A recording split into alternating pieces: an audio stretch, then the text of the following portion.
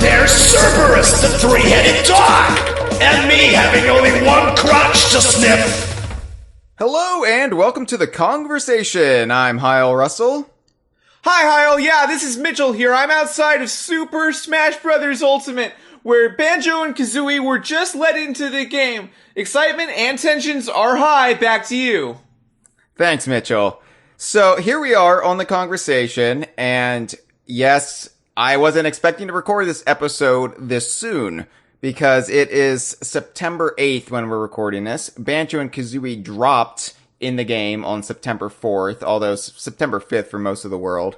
And they said fall, Mitchell, and I don't mean to be, a stickler for these things, but in the Northern Hemisphere, fall, while traditionally viewed as starting after Labor Day, does not technically begin until 3 weeks into the month. That's correct, Hyle. You see, we're all really surprised by how fast it happened over here. Some people were just minding their own business, and poof, all of a sudden there's a big bear and a small bird in there. Weird stuff. Thank you. You didn't say back to you, but back to you, Hyle. Thank you. Yeah, so I was just gonna roll, into, I don't know, Mario versus Donkey Kong, or not Mario versus Donkey Kong. Fuck, I don't want to talk about that. Mario plus Rabbids Kingdom Battles. I'll finally get to that episode. Or I'll do something else. I don't know. I'll talk about something. But no, we have to talk about this, which is a good thing because I want to talk about this. It was just, I was looking for a nice quiet weekend, maybe, play some Sea of Thieves, grind for some ritual skulls. I don't know, enjoy life, go outside, maybe feed my dog for once. But no, Sakurai had to say, here you go, surprise, here is the biggest event in your fandom in years. There you go, bye, enjoy the weekend full of work. So, yeah, here you might we not are. need to get back to feeding that dog now. That problem might have solved itself. But I am also very surprised that it happened so soon and excited about it. It's fine, Mitchell. The neighborhood kids are very slow, so. What does that mean? Oh, I mean, my dog, ate a baby. Oh, what a turn! What an interesting development for that little story. I mean, it's okay. The baby was going to grow up to be a racist. I looked ahead. I mean, I flipped to the end of that book. It all works out. So anyway, yeah, and that's Banjo, just like stats that most do. Banjo and Kazooie in Smash Brothers. We're going to be talking about it. We're going to be talking about everything that entails. The reveal, Sakurai's little demonstration, which we all found so delightful.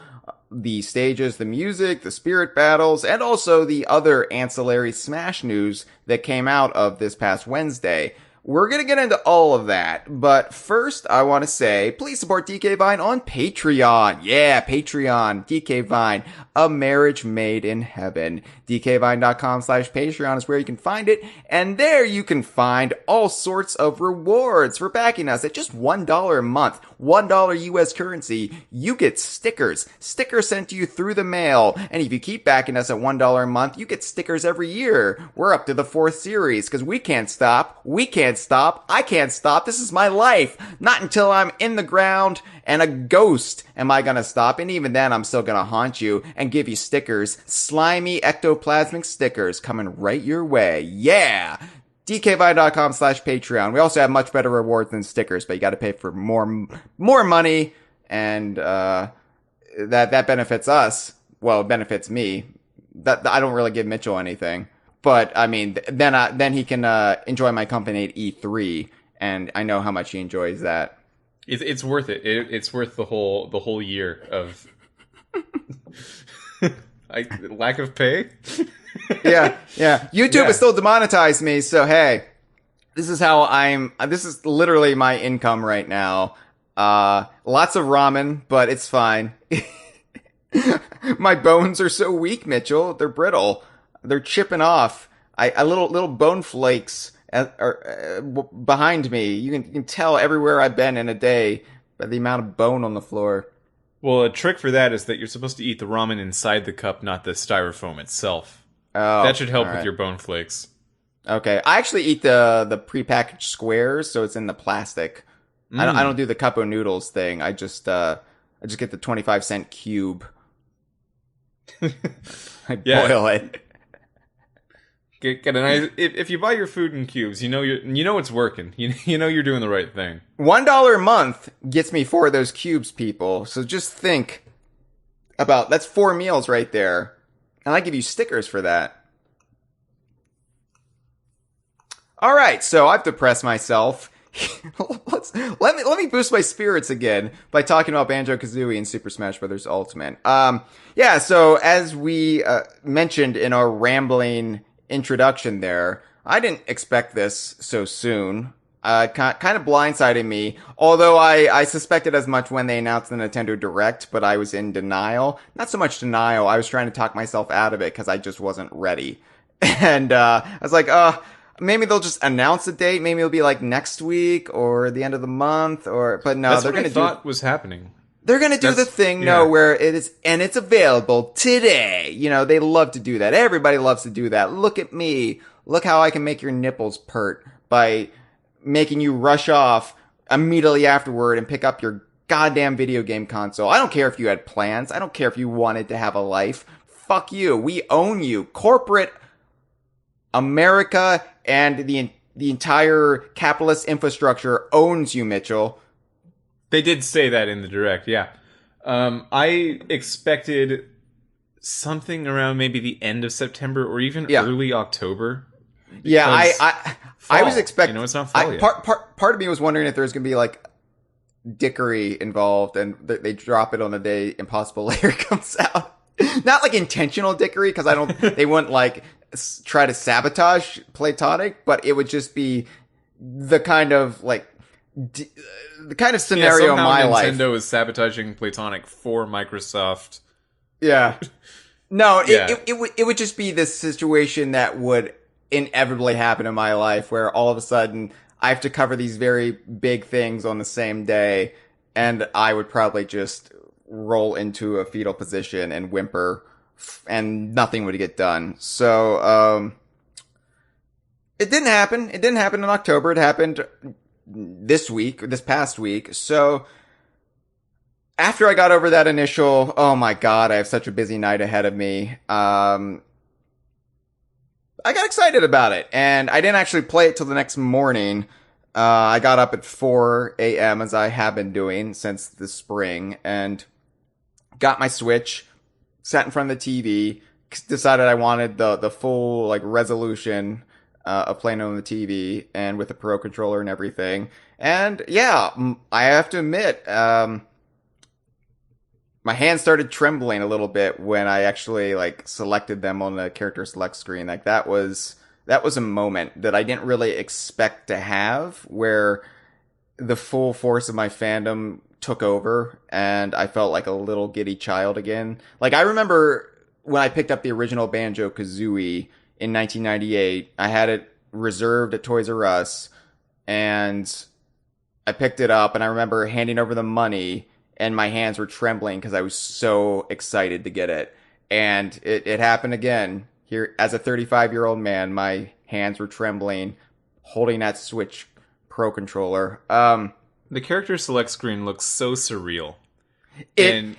I wish you could organize it in the way you want, because I understand in the order that they appeared in Smash, and that's fine, and my brain can accept that, because that's how we order the DK Vine Games page, much to everyone's chagrin. But I wish we could organize it by series or customize it, because I'm just like, or like, even like customize it so you could like lump your favorites together.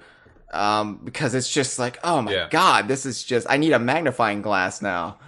Because all of the new stuff is always right at the bottom, though, it kind of has this quality of looking fake, because that's what all the worst like fake leaks do. They just have to put it at the bottom. And now Sakurai's doing that too.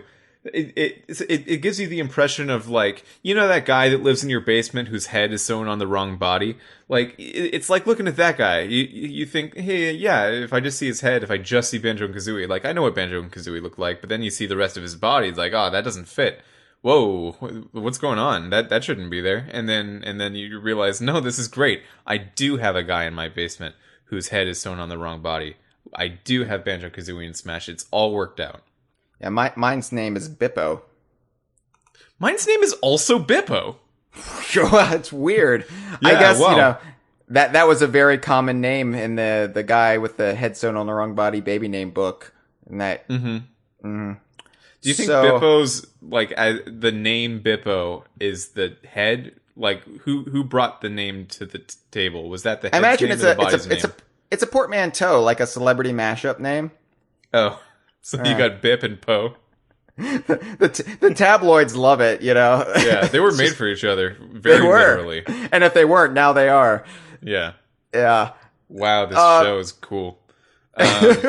No, for me, being the DKU absolutist, it's nice because Donkey Kong's near the top and K. Rool and Banjo are near the bottom. I struggle finding Diddy every time though, because I'm like, wait, where's Diddy? Because he's like sort of in the middle, but closer to the top. He's just in this weird amorphous state of, oh yeah, we got a character in the third game, and then a whole lot of nothing, and now we've got like a glut of shit. And yeah, but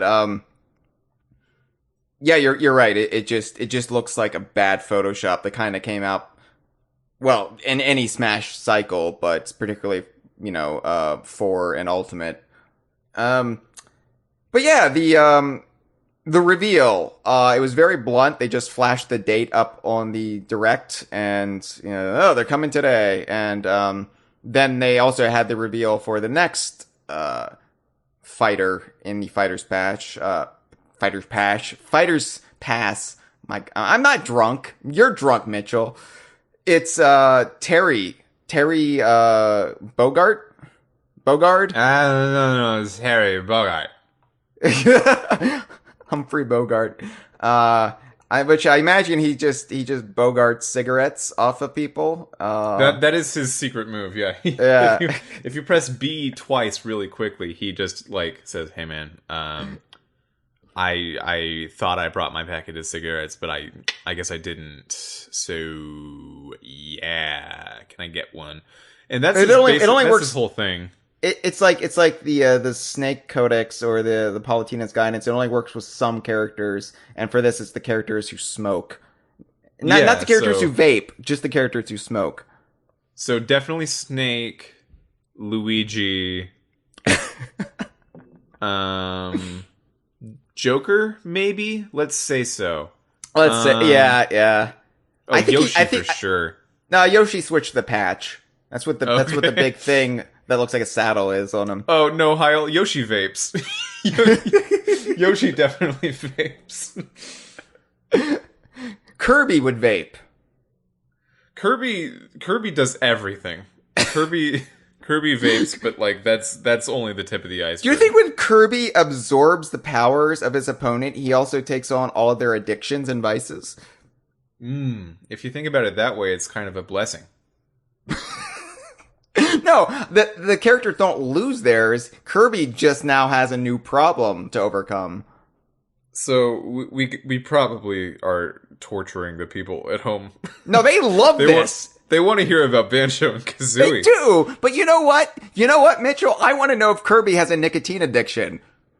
Kirby has an eating addiction. That's he's clearly got an addictive personality. Like it can transition from one thing to another. Right now he's on food, but maybe the nicotine addiction could curb the eating addiction, or the eating addiction could help him fight the nicotine addiction. I think it's the second one. That one rings true to me. All right. Update your wiki, Kirby Wiki. So what are we talking about again? Okay, so Terry. Oh, so Banjo and Kazooie came out for Smash. The way they were revealed to come out for Smash was in the Direct. They basically just said, "And we're gonna announce the release date, and that release date is today." And that Yeah. was cool. Even Hero, like, it didn't say today. It said the date that it was, even though it was today. For some reason, Banjo's just felt a little bit more. Yeah, I know it's today. Like, isn't that cool? And they had a whole presentation on Banjo that was pretty much a live stream, a recorded live stream style thing that Sakurai did just by himself. And it was great. I loved it. Well, he also had a it was live so good. studio audience, which was, I think, the best aspect of it, besides Sakurai's performance, which was stellar. I love that he had, like, a chuckling little posse. His entourage was just there to, like, laugh at his jokes. And, the vibe was like he's hanging out with his wife's brother or something. It was just a really cash. Yeah, vibe. it was cash. It was super cash, Mitch. Do you remember there's an awful Comedy Central show with Colin Quinn, who was that forgettable weekend update anchor on SNL, like after Norm Macdonald, but before Tina Fey? And I believe you. Okay, it was like around the era when The Daily Show really blew up, like in the middle of the Bush years, and they gave Colin Quinn a show that was more like a moderate conservative Daily Show, and he didn't really have a studio audience. He just had a bunch of like his staffers to laugh at him and his jokes. Or maybe just the audience didn't find anything funny and it gave that vibe. But that's what this reminded me of. Except it was legitimately funny. And I'm like, Sakurai, I think you found your true calling. Stop putting characters into Smash Brothers and take to the stand-up circuit. Yeah, it was funny in a way that, like, it made it past the language barrier somehow. That's incredibly difficult to do. Now, and it wasn't like typical Nintendo dad humor either. It was really funny. It worked. And I think it's because it wasn't scripted, it wasn't polished, it was just Sakurai, who has a natural wit about him, and he was just allowed to show it. And I think I want to go back and watch the other ones he's done, because I haven't watched those, because, you know where my priorities lie, Mitchell. I'm a terrible person, and I just don't, is there something for Hero? Is there something for Joker? Whatever. But I want to go back and watch it now, because I found Sakurai to be such a magnetic personality here that honestly, I'm a little bit in love with him. I've always thought he was an attractive man. I've always had a bit of a man crush on him. But I think it might be blossoming into something deeper. No matter what he's working on, I thought Smash 4 was a little bit disappointing, and I'm not a huge fan of the Kirby games, but like, no matter what it is, the way he wants to present those games, the way that he does his PR for it is really great. Like, I think that can be taken really literally. If any competing companies out there want some pointers on how to do really good PR, Smash Bros. Has been amazing. Of course, having all these video presentations is really expensive, and not everyone can just do that. But the way he really goes into every nitty-gritty detail, I think we're trained to think that people would find that boring. But if you do it in an interesting way, it's interesting, Like, it's great. I think it also helps that Sakurai is this singular personality that, even though he has a huge team of people making this game with him, like, it's basically everything's attributed to him, rightly or wrongly. And I think it's kind of hypnotizing to watch him explain his own game. It's like the thrill that film and TV nerds got at the dawn of DVD when you had those commentaries. I mean, look what we did for the ukulele commentaries, Mitchell. We talked for hours about those. So I think there is an audience for this, and it's us. But I think, like, Smash nerds, Banjo nerds, a lot of people could get into this presentation. And I was surprised, 'cause I didn't expect this to come, because I didn't really I thought they were going to announce it, but I wasn't like thinking, oh, there's going to be a secondary video after the direct. So I was like 40 minutes in and out. Okay, fine. And then I was sitting there for far longer, and I had to also get screenshots and take notes while he was talking. And I was trying to tweet frantically, and my tweet that blew up the most had a typo in it, which was mortifying. But you just got to roll with this stuff, Mitchell, especially when you're doing it live without a net, you know? It's just the way we do it in the circus life. It is. That is how we do it in the circus life. Sometimes I like to be on calls, like on Discord, and hear other people reacting to directs as they happen. And I started doing that for this one.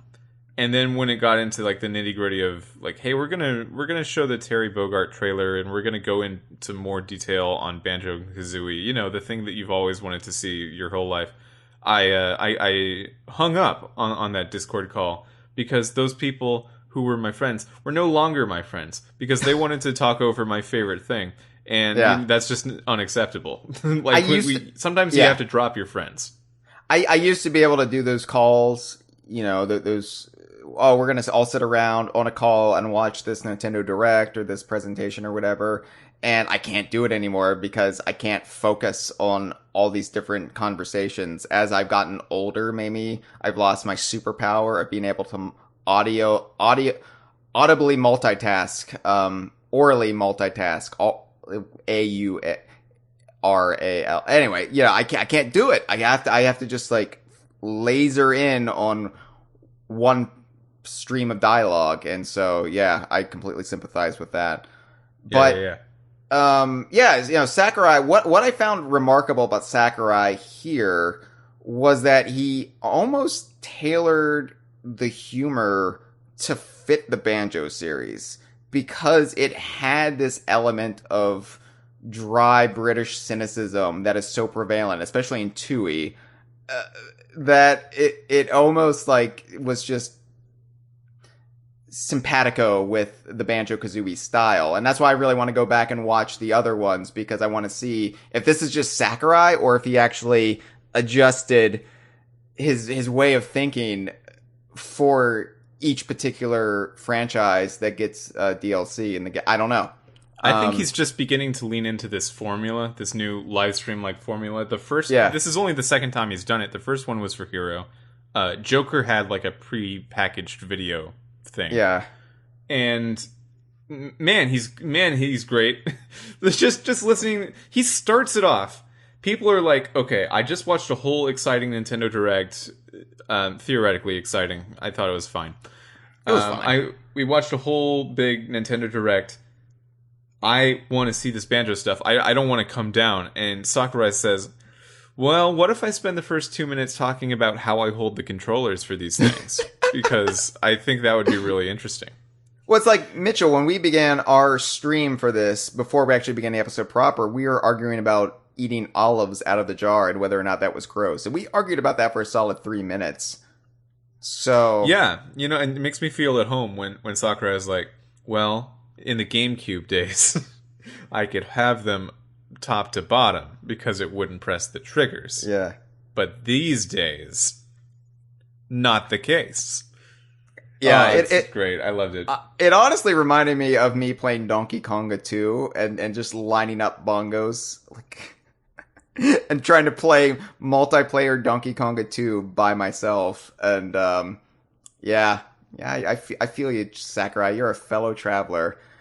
So, yeah, what was amazing though was hearing Sakurai actually go into the entire history of the Banjo-Kazooie series and like name dropping some shit I never thought I would hear on any Nintendo video. Obviously he brought up, not obviously, but I made a big deal out of it. So obviously he brought up Banjo's first appearance being in Diddy Kong Racing, and then you have like Diddy Kong Racing, the text, Diddy Kong Racing, period, 1997, period, Nintendo 64, period, as a caption underneath them. And it was just great to see that acknowledgement of a game that Nintendo never acknowledges. And especially like, oh yeah, this Banjo actually debuted in a game called Diddy Kong Racing. And he went into things like Grunny's Revenge and Banjo Pilot and how they never saw a release in Japan, and talked about Nuts and Bolts, and then he told everybody to buy an Xbox or go play the Xbox to play the Banjo series. Yeah, so I saw some disagreeing opinions on what the joke is here online. Okay. I was of the opinion that it was just, hey, look, isn't it funny that we're saying to go play a non-Nintendo system on a Nintendo show? Isn't that funny? Isn't it weird that we have to do that? I thought that was the joke. Some people on Twitter have said the Xbox is so unpopular in Japan that when it's brought up in conversation, it's funny that it would even be thought of as a thing you should do. And I don't think it's that cynical. I don't understand either. that could be, if you're a Japanese person, being told to go play Xbox is kind of like, oh, well, I guess I might just not play it then. But I don't think it's that cynical. Yeah, I feel like that's people probably trying to read into things. I've seen a lot, unfortunately, I've seen a lot of this sentiment this past week of people who are really like trying to stir up like anti-Xbox feelings, and it's just we have this we have this huge thing, and a large part of it was thanks to Phil Spencer and Rare, and can we just enjoy this and not turn this into a pissing match? Like, I didn't get a cynical read out of that. I thought it was exactly what you said, just a joke about, we're promoting the competition, even if, Nintendo of Japan does not view Xbox as competition, at least locally. That was still the joke. Like, look what Smash is making us do, but we don't really care. I think in the Terry trailer, did you see the Terry trailer? Did you see all the... Yeah. So in the Terry trailer, they did a similar thing where they said, the console we're representing here is the Neo Geo, also not a Nintendo thing. And they showed it. That was pretty cool. I obviously fanboyed over the Virtual Boy appearance. Like, that was my... I didn't care, because Terry basically leaked, because they leaked by Nintendo's hand, because they had the SNK copyright. There were thing. A few options for what it could have been, but by the time the direct happened, most people were pretty sure it was Terry. So we all pretty much knew what it was going to be, and I figured that's the direction they were going with this little timeline chart there. But when I saw the Virtual Boy, I did a little fist pump. I was like, yeah, you represent Virtual Boy. But that's all it was. And I'll say this much, because I don't want to turn this into one of these soapbox moments, but Banjo and Kazooie in Smash is going to be the beginning of something. And I don't know if anything's in the works, but I don't think anything's in the works. But this isn't going to be the last time you see these characters, and it probably won't be the last time you see these characters on a Nintendo console. So you just have to have patience. Stop harassing Rare whenever they post something on Twitter. Playtonic can't do anything for you, so don't harass them.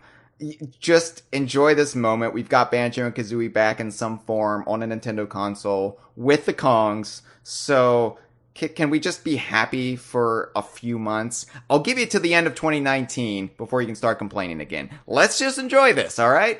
All right. Yeah, I feel great about it. I really feel like it's all kind of come together, at least for this cycle of news. Next cycle of news, we can start again. We can ask for the next thing. We can get. I know Dixie Kong is a big ask. I don't think it's impossible anymore for reasons that we'll get into later. Sure. Let's start. Give me a second. I'm so tired. I'm just. I'm 35 years old, and I've been doing this for most of my life. I've been doing this for 20 years, but longer, because I was invested in this for 5 years before I started DK Vine. So for 30 years, that can't be right. No. For 25 years of my life, see, I can't even do math anymore, Mitchell. For 25 years of my life, I have done this since I was 10 years old. I'm tired, and I just want to have some happiness.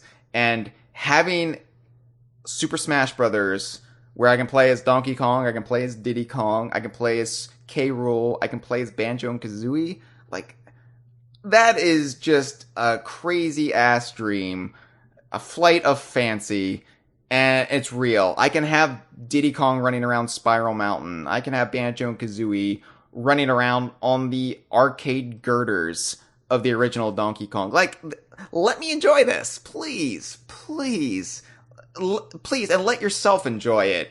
I know you want a remastered Banjo-Kazooie release, whatever, because Crash Bandicoot, whatever. I don't care. Like, we all want stuff. I want lots more stuff. I want a new Diddy Kong Racing. I want a third retro Donkey Kong Country game. I want a new 3D Donkey Kong game. I want this. I want that. But you know what?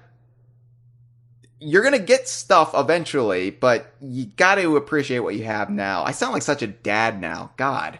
I'm like wagging my finger at everybody. It's like, there are starving children in other countries who don't have their favorite character in Super Smash Brothers. Think about them. They're starving for their favorite IPs. They're starving, and that's just kind of an incidental thing, like on the side of how they feel about Smash Brothers. But it's both things are true. Why don't you take your Banjo-Kazooie that's on your plate right now and finish it before you ask for dessert? I feel like we might be talking to a straw man right now. Most people are pretty psyched on it. I know. It's just when you run DK Vine's Twitter, you see things. You see the good, you see the bad, you see the facts of life. True. Right. So Banjo-Kazooie, they play really, really true to how they are in the Nintendo 64 games. They, in Sakurai, going down the list of moves, was keen to point out where every little animation is from, which was fun, because some of those things were surprises. Like, he brought up, there was a taunt where Banjo stretches his arms, and I was thinking, like, I've seen that before, maybe. And he said, this is from Nuts and Bolts. This is the idle animation, one of the idle animations from Nuts and Bolts. So that's cool. That technically means that Nuts and Bolts made it into the moveset because it's a taunt. And that is the height of where Nuts and Bolts got with this. But no, Nuts and Bolts got in another major reference too. The house, right? Well, the house, and also one of the cameos utilizes a specific shout out to Nuts and Bolts. You know what I'm talking about? Yeah, the eyeballs. Oh, yeah. Yeah. Yeah, Mumbo, right? Yeah. Mumbo juggling his eyeballs, but I didn't want to like give that away because I wasn't ready to talk about the cameos yet. Well, then don't. Why you did it? Why? You're the one that did it. If you don't want to do it, don't do it.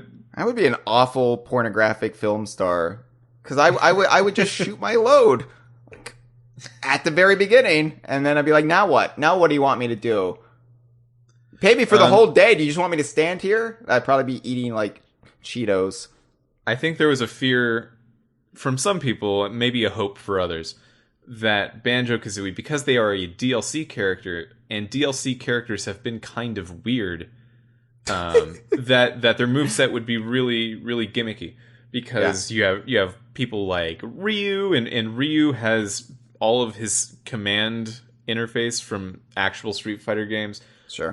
Cloud's got a limit break. Joker has a persona. Hero is maybe the most messed up character implementation of all time. He's so fucking weird in every way. I haven't even played as Hero. Do you know his thing, though? Like, do you know what he does? It's crazy. It sucks. I don't like it. What's his thing, Mitchell? What is Hero's thing? Or what when are you the press Hero's down things? B as Hero, there are 4 options for actual down B moves that appear on the bottom of the screen by your icon that you can choose between. And which 4 show up are random out of a pool of 16. So Hero has 16 down B specials, and they're all very different. And just whether you get one or not in the middle of a battle is total RNG. And also, every smash attack that Hero does is RNG. It's because 1 out of 8 times, every 1 out of 8 times, Hero's smash attack will be a critical hit, borrowing from the RPG parlance of that. And it'll just go way too far. Like, it'll send you crazy distances if it's a critical hit. It'll kill you at such low percents. But only randomly. Only sometimes. And then all of that is on top of the fact that all of Hero's special moves use a a mana, like magic points pool. So you have 100 points of magic to do what you want with. It's like a hat on a hat on a hat. There's so many things going on with that weird character. Yeah, that sounds miserable. Just, I think with Banjo-Kazooie, it would be hard to screw it up. Yeah. No, it could have. They I could agree. have very much screwed it up, but I think when you have a character that's primarily known for its 2 3D platforming games, then it's pretty much easy to just take stuff over from that. The moveset is basically... The hard thing is limiting the moveset, because you basically have to choose what these characters can do, because it's too much, given what they can do in their own game, and you have to do it in a way that makes it feel natural to the characters. And that's what I found really impressive about it, because I felt like I'm controlling Banjo-Kazooie. That was my big fear, is with a character like K. Rool, basically the sky's the limit, because I've never really controlled K. Rool outside of a weird ankle jet racing game and some baseball. And K. Rool, but it felt like I was controlling K. Rool, because they were very faithful to his past appearances. Donkey Kong, is a controversial character, maybe retroactively, because they basically invented most of his moveset, but it's come to define him in a lot of ways. Diddy's about halfsies, but Banjo-Kazooie, everything's laid out for you. All you have to do is just be considerate of what might be the most important thing. I wish the Rat-a-tat rap was there, but It's your back air. Oh, okay. I wish it was more of a front. I wish it was more of a front I don't know. air. Yeah. Yeah. No, I see what you're saying. It is kind of like a little hidden in there. But there's that weird thing that happens when you translate one character into a Smash type interface where it really didn't have anything like that in its own games. Like Banjo-Kazooie has never been 2D. Things that weren't prominent parts of the moveset have now come into prominence. Like the hidden secret move from Banjo-Tooie Breagle Bash is now one of the most important moves in the moveset. Yeah. And things that were very important are now kind of hidden, like the Rat-a-tat rap. The thing about Banjo is like nothing's made up at all. There was another fear here that like maybe Smash would dictate how the character is presented for all time, kind of like how we've seen in the past. Diddy always has a jetpack now. Bowser Jr. is always in the clown car now. If K. Rool comes back anytime soon, he's going to have some sort of like mechanic with his reflective tummy. That's going to be a thing now. Yeah. And Banjo doesn't really have anything that changes how Banjo is. I think if Banjo comes back now, it would just be the same as it was. Banjo. Banjo-Kazooie, yeah. Everybody says Banjo, and I know it's just shorthand, but I feel bad for Kazooie. Because I feel like, and maybe we as a fandom do this because it was just Banjo and Diddy Kong Racing, and that was just the base. And so Kazooie was like an add-on, even if they were, originally announced as a duo, although Kazooie in development did come second. But I do feel bad for Kazooie, because everybody's like, Banjo's in Smash, Banjo, and I'm like, and Kazooie? For me, it is the series name, Banjo. That said, like we're talking about how Dragon Quest is in Smash rather than Hero. Just if you say Banjo, I think you're talking about the series. That said, it's a long sound. I'm lazy. Banjo and Kazooie is a lot of syllables, but Kazooie's I like great syllables. And we love Kazooie. You like? I love syllables. Okay. You see, I hate syllables. That's the difference between you and me. Yeah, that explains why you just speak in grunts, Mitchell. The closest thing that Banjo and Kazooie, there you go, have to a gimmick in those ways is the limited pool of side Bs you can do before you die. You can only do 5, and the only way to regenerate them is to get a new stock. The pseudo Wonder Wing, yeah, with the gold feathers. Right. Yeah. That's cool. I guess that's also the closest thing that's not really from anything. There's never been like a permanently used pool of Wonder Wing feathers like that. And Wonder Wing has never been like a forward propelling motion. That said, it still works. It's still a pretty good representation of how you need to keep an eye on your currency of feathers in game. Yeah, like it works in the logic of the Banjo universe. Like, oh, they have 5 feathers with them or whatever, and so they can only do this 5 times. So that it works. It works. I mean, it's you kind of have to squint and just like ignore the inconsistencies, but it works, and I'm not displeased about that. When they showed that in the reveal, Sakurai's little presentation, I was initially worried. I was like, oh, I don't like that, because I don't like any characters that have like meters in Smash. It's just I just want a basic experience that I don't have to think about, but I've been playing as Banjo-Kazooie since they came in. Like, I haven't played as anybody else since then, and I don't have any qualms about it. Yeah, I felt the same way at first, but it really seems to be a beginner-friendly approach to meters, especially when compared to some of the other characters. Like, Robin's got 4 different magic books, and they all have their own durability, and it's a lot to keep track of. But here it's just, you get 5 times. And it's such a good move, too, so it's just the one move that you really got to think about. Like, do I want to do it right now? Charizard has a similar thing, where it's actually just a similar shaped move. It's like a sideways, hurling yourself sideways thing. But Charizard's trick is he takes a bunch of damage every time he does it.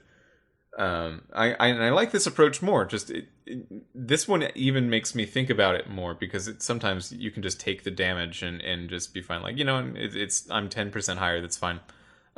With this, if you run out of, if you're on your last stock and you run out of side Bs, you really have run out of a lot of your killing options, and like the fear of being in that position makes you play a lot wiser, which I appreciate. I think it's a cool. See, I've been mostly using it as a recovery move, I have to be honest.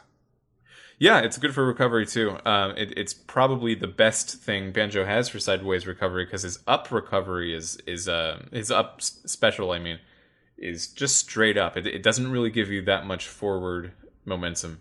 It doesn't, but you can still use it for that if you're just right on the edge. Like, it's nice that you've got options, and a lot of recovery options. And, with K. Rool, I just spam his Hella pack, but with this, I have to be a little bit more considerate, and I feel like my brain has to work maybe 5% harder, which isn't a bad thing. You gotta keep the muscle memory sharp. You gotta keep engaged, or else the dementia will set in. So, Hyle, I teased a fun fact about Banjo and Kazooie's development before we started the show, and it's about the mechanics of how the character plays. So are you ready for my fun fact? I enjoy fun, and I enjoy facts, and I enjoy syllables, so make it as long and wordy as possible. In the data mines for Smash 4 for Wii U, the one, we found out that the way DLC characters are made is that they usually start from the template of another character with all of their stats. And by stats, I mean things like weight and running speed, and whether or not they can crawl, and whether or not they can tether, whether or not they can jump off walls. Like, all of those stuff, all of those numbers are what makes characters individual unique things that have nothing to do with their moves, right? Right. So even just moving around, Pikachu and Bowser feel wildly different. And we found out that we can figure out which characters other characters are based on, like where we started the differentiating process from, what template we started from, by looking at how similar the stats are to other things at different stages in the data's progression, like from patch to patch. So we found out, because of just how similar they are, that it is extremely likely that we know which character Banjo and Kazooie started from. Would you like to take a guess? No, I won't know. I'm going to make you take a guess because it's a fun game to play. Yeah, but there's so many characters, and I'm not good at this. This isn't like this isn't like trivia that I can take to a bar. Like, Which character do you think plays the most like Banjo and Kazooie? I only minus play their moves? as a very small pool of characters, Mitchell. Like I don't have any reference points outside. I won't move on until you guess. Fuck me. Oh god, I don't know. Diddy Kong. Fuck, that's the only reference point I have. It's not Diddy Kong. Would you believe it's Ridley? Yeah, I would. Oh, okay. I mean, Yeah. to me, that's really surprising because it's very different kinds of characters. But they have about the same weight and they have about the same run speed. They have about the same fall speed, like a really similar fall speed, actually. Yeah. They have the same number of jumps. They have the same they both can't wall jump. They both can't cling to walls. They both can't crawl. They have around the same number of like even really specific things of like frames in their short hop. Without the moves, Ridley and Banjo and Kazooie are very similar characters. Very strange stuff. I can see it though. I mean, it makes sense. The I'm more fine you know. with it. Yeah, no. I'm glad you're fine with it. I'm glad that, Ridley is a proud parent of Banjo and Kazooie now. I'm glad that he fathered them. I Good for thought him. that was really interesting, and apparently some people in the live tweet, the live chat, also felt that way. So I feel a little validated. I'm not saying it's not interesting. Just Despite 'cause- the poor reception this fun fact got, I do feel validated. All right, do you want me to put on a bigger reaction for it? What? Ridley? That's my eyeballs are popping out. You can't hear that because it's hard to make that sound like boing, boing, boing. There we go. Is that Yeah, better? I know, Ridley. Isn't that crazy? Wow. Yeah, that's crazy. I see here in the episode document that you'd like to talk about some color alts. Yeah, they're pretty. I don't know. You can play as a blue banjo, but then there's also a Gruntilda color scheme, which I'm glad we have one that had some thought put into it. Most of the alts I can tell are other Banjo-Kazooie characters. The one you pointed out just now, the blue one, is the only one I don't 100% know. But Blue Bear from off of Donkey Kong Country 3, obviously. I was actually thinking about it. This would be crazy, but it might. I was thinking Leaky. It's kind of the Leaky colors, but that would be insane. I honestly haven't. it's not I Leaky. honestly haven't committed this to memory. Let me pull up. I have my Switch right here. Let me just look. All right. See, we're gonna get the audio in here. Yeah, there we go. All right. Let's see.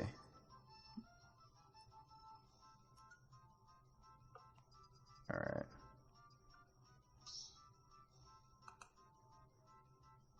I'm glad this is great pod. This is an amazing podcast. All right, so we got. All right, so yeah, we got the pink banjo. So which that is Mumbo. I guess I can see that. I mean, okay, black banjo is Bottles. Oh, I was thinking Conga. Oh. Because the red shorts as well. The Okay, shorts but change color too. But Bottles has red in him too. You know what? I think yours is more right, considering that Bottles is a more important character than Conga. But why would Kazooie be blue and purple then? Maybe to represent like the glasses. The glass kind of looks blue in some lights. Or maybe she's Ghost Bottle? I don't know. Oh, dude, that's it. That is correct. I think Kazooie is Ghost Bottles in that. Okay. Alt. And then we have So this is the reddish brown inverted one banjo. where the backpack is yellow and the shorts are blue. But because Kazooie's purple, we know this is Tootie. Because Tootie has those purple pants. That is so convoluted. Like, It's my it's god. the same colors. Tootie's basically the same colors as Banjo, but it's still. And Smash seems to respect Tootie as a character a lot more than Banjo and Kazooie. Smash the series loves ever did. Tootie, yeah. Well, and then I think a lot of people on the team might have just played the first couple levels or something. and then we've got White Banjo, which is that Boggy. Boggy? Yeah. That's Boggy. That's a Boggy reference. Okay. Mm-hmm. Wow. I want to play as that Banjo now to see if he jerks off in a living room in front of his children.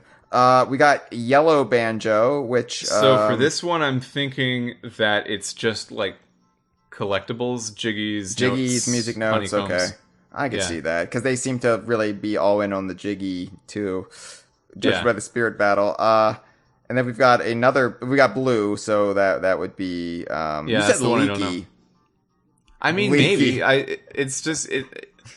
It kind of just looks like you need blue, like you need a blue one, so they did a blue one. Could that be the Ginginator? No. It could be you know what? It could. Like these are like hard colors here. You have a very red Kazooie and a very blue Banjo.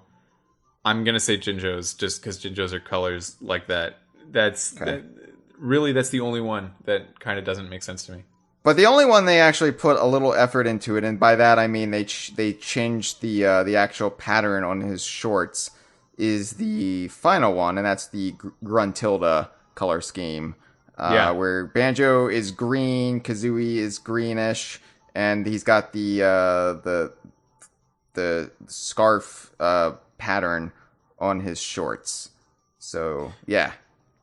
Yeah, at first I just thought this was like, oh, you're doing a zombie Banjo, but then this is it's probably zombie Banjo. I would say there's a 30-70 chance you're right there.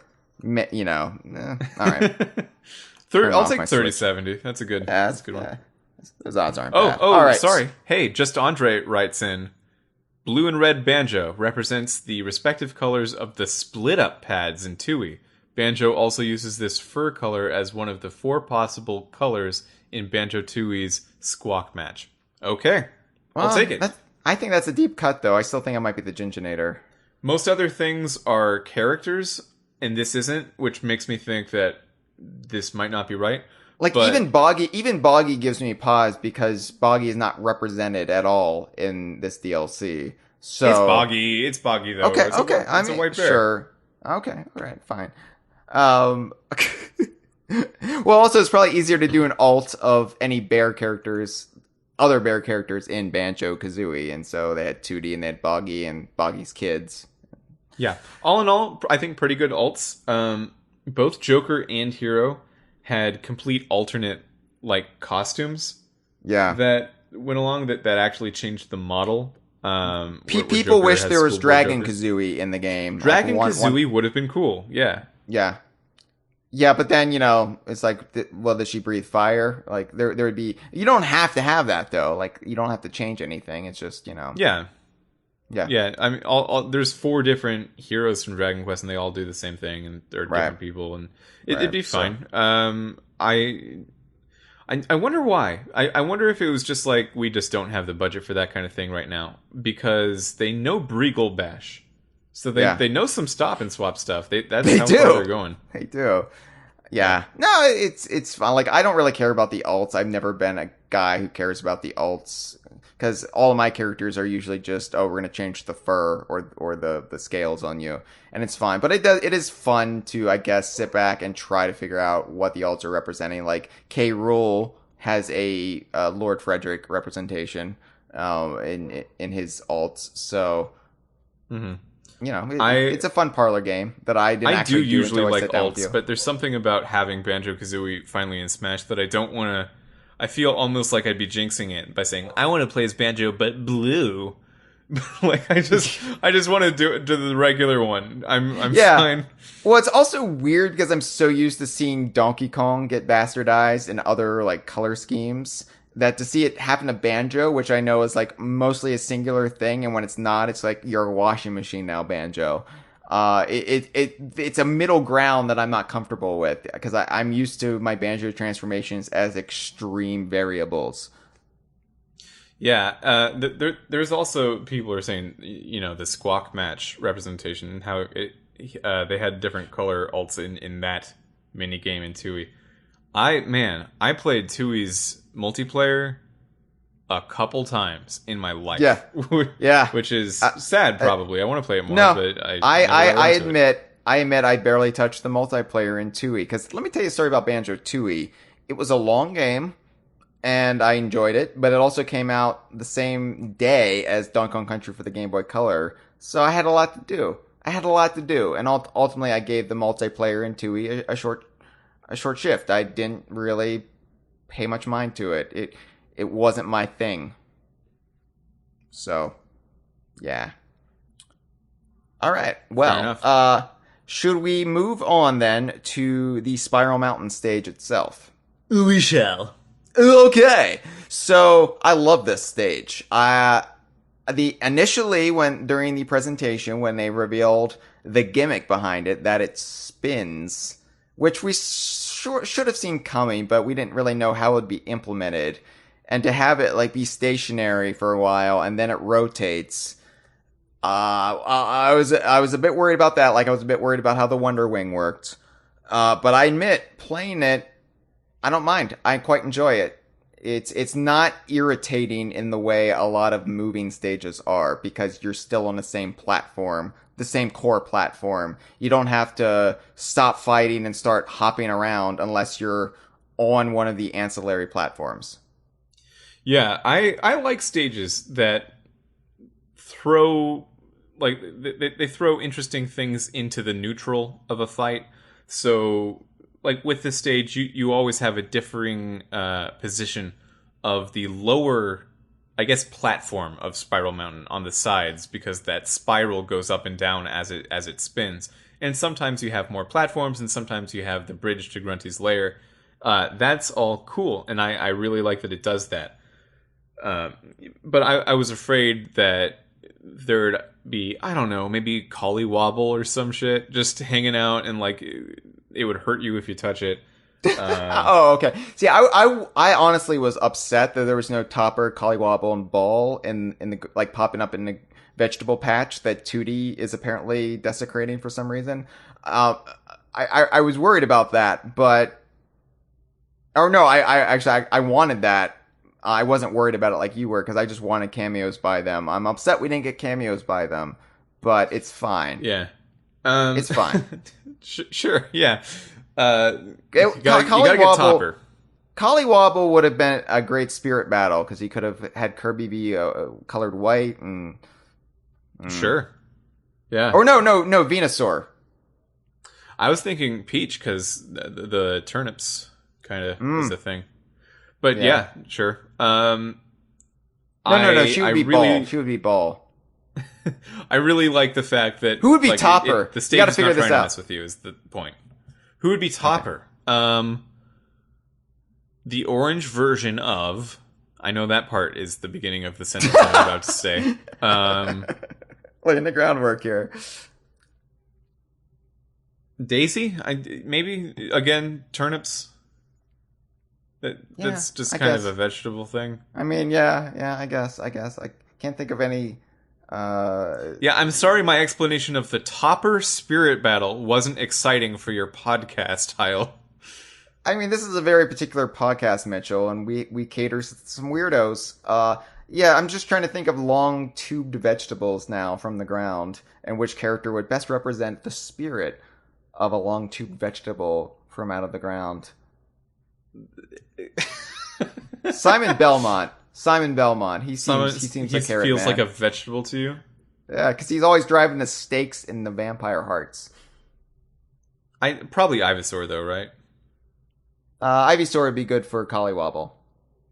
It's all of them. It's a vegetable. All right.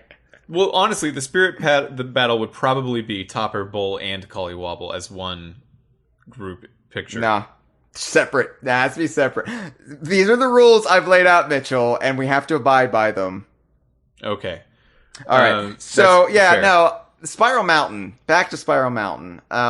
It's unobtrusive, and, what I hate in Smash stages is when they get so complicated, you can't enjoy the setting itself. Like, the visceral thrill of, I'm getting to fight as this character in this iconic video game location. But like whenever they do like one of those moving stages or those tour stages where they just try to get as much shit as possible, it's just not fun. And I felt like a lot of Smash 4 stages relied on gimmicks and Smash Ultimate is kind of scaled back on that in some stages. I mean, they have very few new stages in Smash Ultimate to begin with, but I feel like they've been pretty good as far as reining in their worst impulses. And Spiral Mountain definitely is, I think, one of my favorite stages now, because I'm in this iconic location.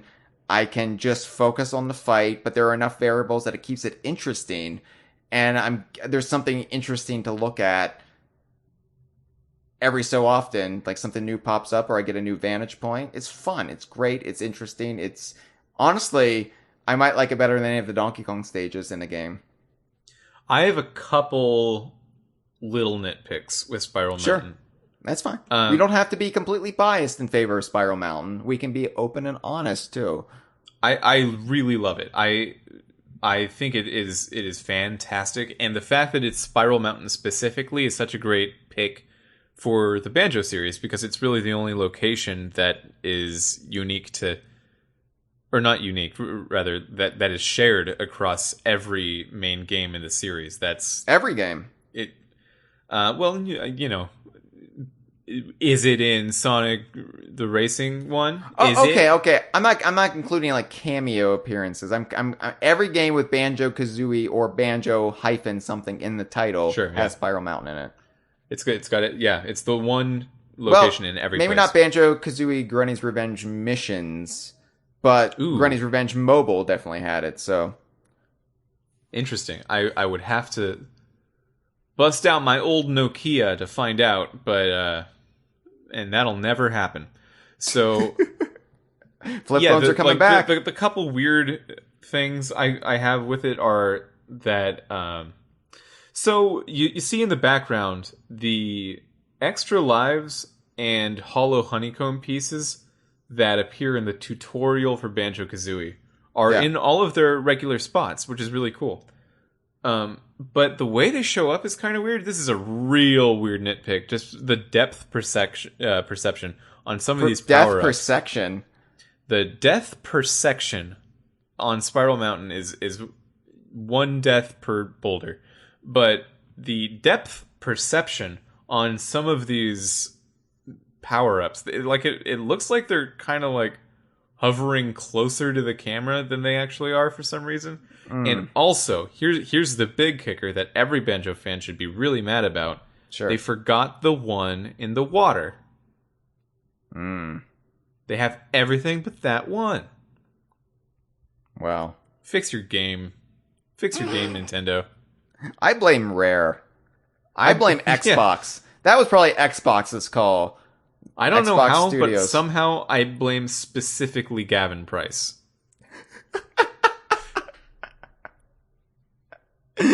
Yeah, he probably influenced things somehow. The monkey paw or something. Yeah.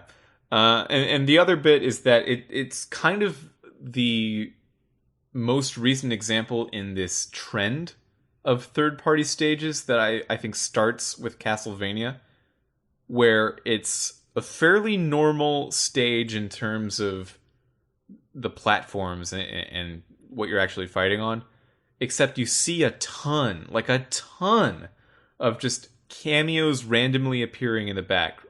So with Castlevania, you had all the different monsters that show up.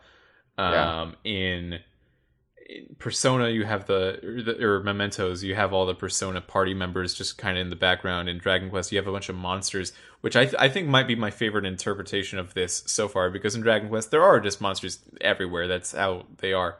And in Banjo-Kazooie, or in Spiral Mountain, rather, some of these are great. I think there's like a ranking here. Bottles shows up. Bottles is fantastic because he's exactly where he is in like Kazooie. There is a molehill there. Tooty running around, also great. Grunty, a little weirder because like if Grunty's just flying around, that's a bigger deal than the stage is kind of presenting it as being. That right, it's like that's all hands on deck. You know, somebody's about to get kidnapped or die. But locationally, it's fine because Grunty would be there and is there in like the opening cutscene and some other times in Banjo-Kazooie. And I think those are like the sensible ones. And then you get like a little weirder where Jinjo's, who work really differently in the world of Smash than they do in Banjo-Kazooie. They've always had the power of flight a little bit, but now they seem like, oh, they're just free flying everywhere now, which is cool. I think that's an interesting take on Jinjos. We haven't really seen that. They're just doing like figure eights in the air and stuff. I mean, whenever you free a Jinjo or collect one in Banjo-Kazooie, they fly around. Yeah, you know, you're right. It's a weird thing I have, I guess. It doesn't feel like something we've seen before. But It's because we're used to Jinjos being stationary and helpless, and the aspect of them being free range. In Nuts and Bolts, they just walk around, and I think that is part of it. Yeah. I like in Nuts and Bolts, if they were really these like fairies that have the power of like all this magic, and we would have seen that differently interpreted. But I think it's still fine. It's still a valid interpretation based on the game's presentation of them. And especially since you've got so much shit happening as far as characters that you probably couldn't have a Jinjo anywhere in there. But like you needed more air-based characters, and so you have Grunty, you have the Jinjos, and you have our third character in the air, while you had Bottles, Mumbo, and Tootie on the ground. So, and the third character, the one I don't love so much is just Mumbo. Okay. I was going to go into the. Okay, we haven't talked about Mumbo. Sure. I know there's this other thing that we need to talk about. I'm saving that because that's a big deal. But Mumbo is the one that's just like, he's never been there, and like I think more than every other character in the roster here, it is just showing up, and it feels like, oh, you're just kind of standing. Why are you here? Everyone else kind of has a business.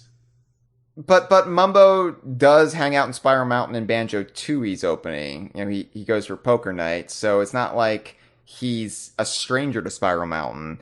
Sure. When you're thinking of it in terms of the opening to Banjo-Kazooie, which is most of this seems to be based on, sure, but also then we want to have Jinjos there, you know. So it with Mumbo though, I think it works because they really tapped into how weird of a guy he is, in that he doesn't have a business there. He's almost like a voyeur. And then he starts juggling his eyeballs because why the fuck not? And then he just like teleports away.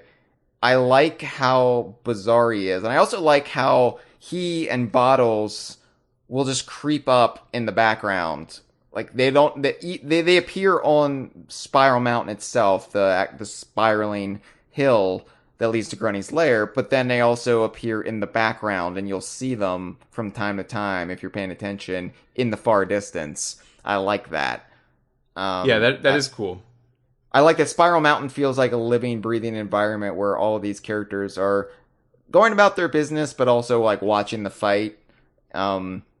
It's a nice balance of making the world feel real, but also making sure that the fight is the most prominent thing happening in the stage. I love like Jungle Japes because Cranky is just in his lab watching you, and then he's just walking around. You know, I like whenever I feel like the world that you're in, the world that belongs to this game franchise, is still going on, and you're just kind of intruding upon it. That's my favorite interpretation of Smash stages. And to me, though, I guess the difference with most of these characters in Mumbo is I think Mumbo crosses a line where it goes from, you're seeing Cranky in Jungle Japes because that's where he is. Like that is a sensible place for Cranky to be. And when you see Mumbo in Spiral Mountain, it kind of feels like, hey, we're throwing all your favorite guys at you so you can want to buy the stage. And to me, probably not that cynical of like marketing reasons. I'm sure that's not the reason it was the way it was.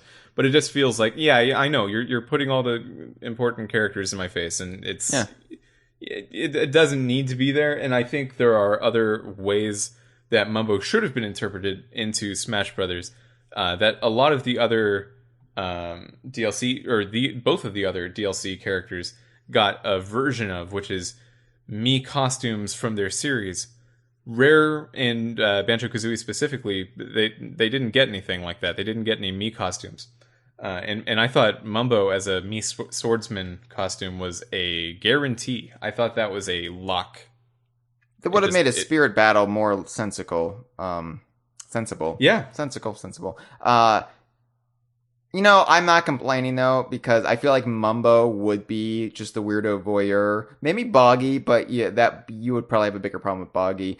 I feel like Mumbo would just want to watch this big fight that's happening, especially if it involves his friends. And also, this is going to be my only chance to see Mumbo Jumbo in a Super Smash Brothers game. So... Sure. Like, I want to go all in. I'm not going to care about a glut of things happening because I want to see as many Banjo-Kazooie characters as possible on this stage, given his prominence, interacting with Nintendo characters again. Like, I understand your point, but also I'm going to ignore it. Yeah, it's not a big deal. It's not a big deal. I think if it was done a little bit differently... I wouldn't have even thought about it. But, if this was Super Smash Brothers Melee, I would be right there with you. But this is the 5th iteration of Smash. It's 2019. Rare has been owned by Microsoft for 18 years, 17 years. Mm-hmm. Yeah, so at this stage in the game, yeah, give me Mumbo in there. Absolutely. The stages, though, like, it really does seem like this formula. And I wonder why. I wonder why it has to be this formula of like, tons of cameo appearances in a venue where you can see a bunch of things at once. Because I feel like they want to give fans of the series the most for their money. Like, it's not just enough to get your character, your protagonist, or your most important... or well-known figure from your franchise in Smash as a playable character. You want to see as much of the ensemble as you can. You want to get an iconic location. You want to get a bunch of... It's fair enough. Think there's a lot of thought put into it as how can we make this the best for Banjo-Kazooie fans? And... Rare, signed off on all of this too. So, they had some input, at least as far as I know, like they gave them like the renders to like recreate, like, oh, here's what you should base this off of. But I don't know how much input they had as far as like characters go. Like, well, we definitely want Buzz Bomb in there. You have to have Buzz Bomb. So Buzz Bomb is the winner of the day. Buzz Bomb. Talk about a Cinderella story. So much more notoriety and fame than it has ever had. Here's where Buzz Bomb was on September 3rd, 2019.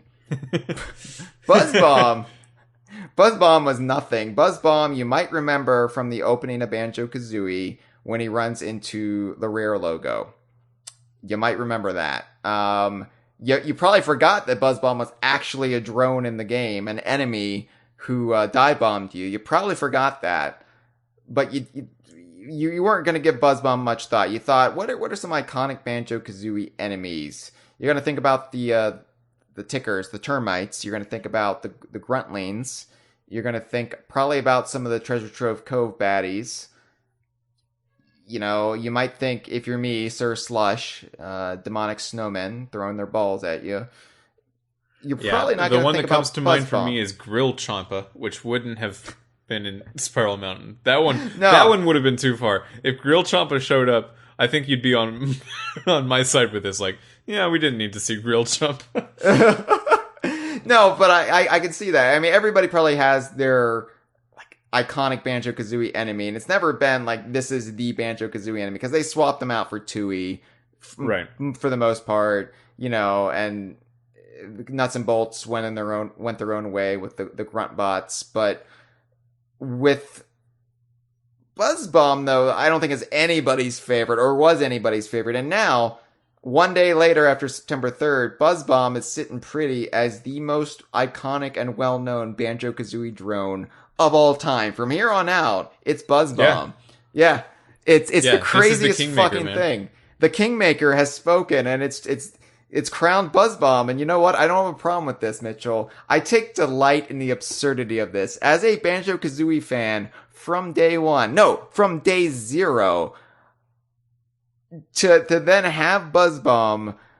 Well, day 0.5, because I was initially put off that they weren't making a 3D Donkey Kong game, and I was like, Rare, what are you doing? And then Diddy Kong Racing made it right. So from day 0.5, 0.5, from that day on, I was a Banjo-Kazooie fan, and I say, I am giddy that this nothing enemy, this forgotten, worthless burnout, is now the most lucrative IP as far as baddies go in Banjo-Kazooie. Yes!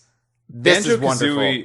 The world of Banjo-Kazooie is one of my favorite things. I love it so much. I cannot tell you with certainty that I knew Buzz Bomb's name before this presentation. I saw the dragonflies flying around Spiral Mountain before they even made reference to it. I saw them flying around, and they weren't there in the E3 trailer. So I was like, Oh my god, it's the dragon. What's their name? Do they have a name? And then I Buzz Bomb popped up in the because there's flitters, there's dragonflies in the DKU that I think about more often than I think about Buzz Bomb. So I was like, is it Buzz Bomb? So I had to check, and I was right, and then I tweeted it, but I'm never going to forget Buzz Bomb again. Did it have a DK Vine page? No. We don't even have Buzz Bomb in our gallery. That is how much we cared about Buzz Bomb before today. That's going to change. Mark my words. Believe you me, Mitchell. Buzz Bomb is gonna get its due. Yeah, the DK Vine comics made a big deal about sand eels and how this is the one character we haven't given enough attention. And there was this very prominent character apparently that we've been just somehow passing over. That's maybe 5 steps above sand eels. But when you're going to select iconic Banjo-Kazooie enemies, or one singular enemy that can represent Banjo-Kazooie enemies, the drones. I'm not talking about Grunny or Klungo level here. The drones. That is actually perfect, because especially having them fly around Spiral Mountain, when you factor in the opening of Banjo-Kazooie, they weren't in Spiral Mountain, but you still associate it with the beginning of Banjo-Kazooie, and it kind of makes perfect Sublime sense. Yeah, and it's it's one of those things where I think the actual most iconic Banjo-Kazooie drone is the Gruntling. Sure. But still, the Gruntling always changes its look, and the Buzz Bomb, I guess, doesn't appear in more than one game, and because of that, never changes its look.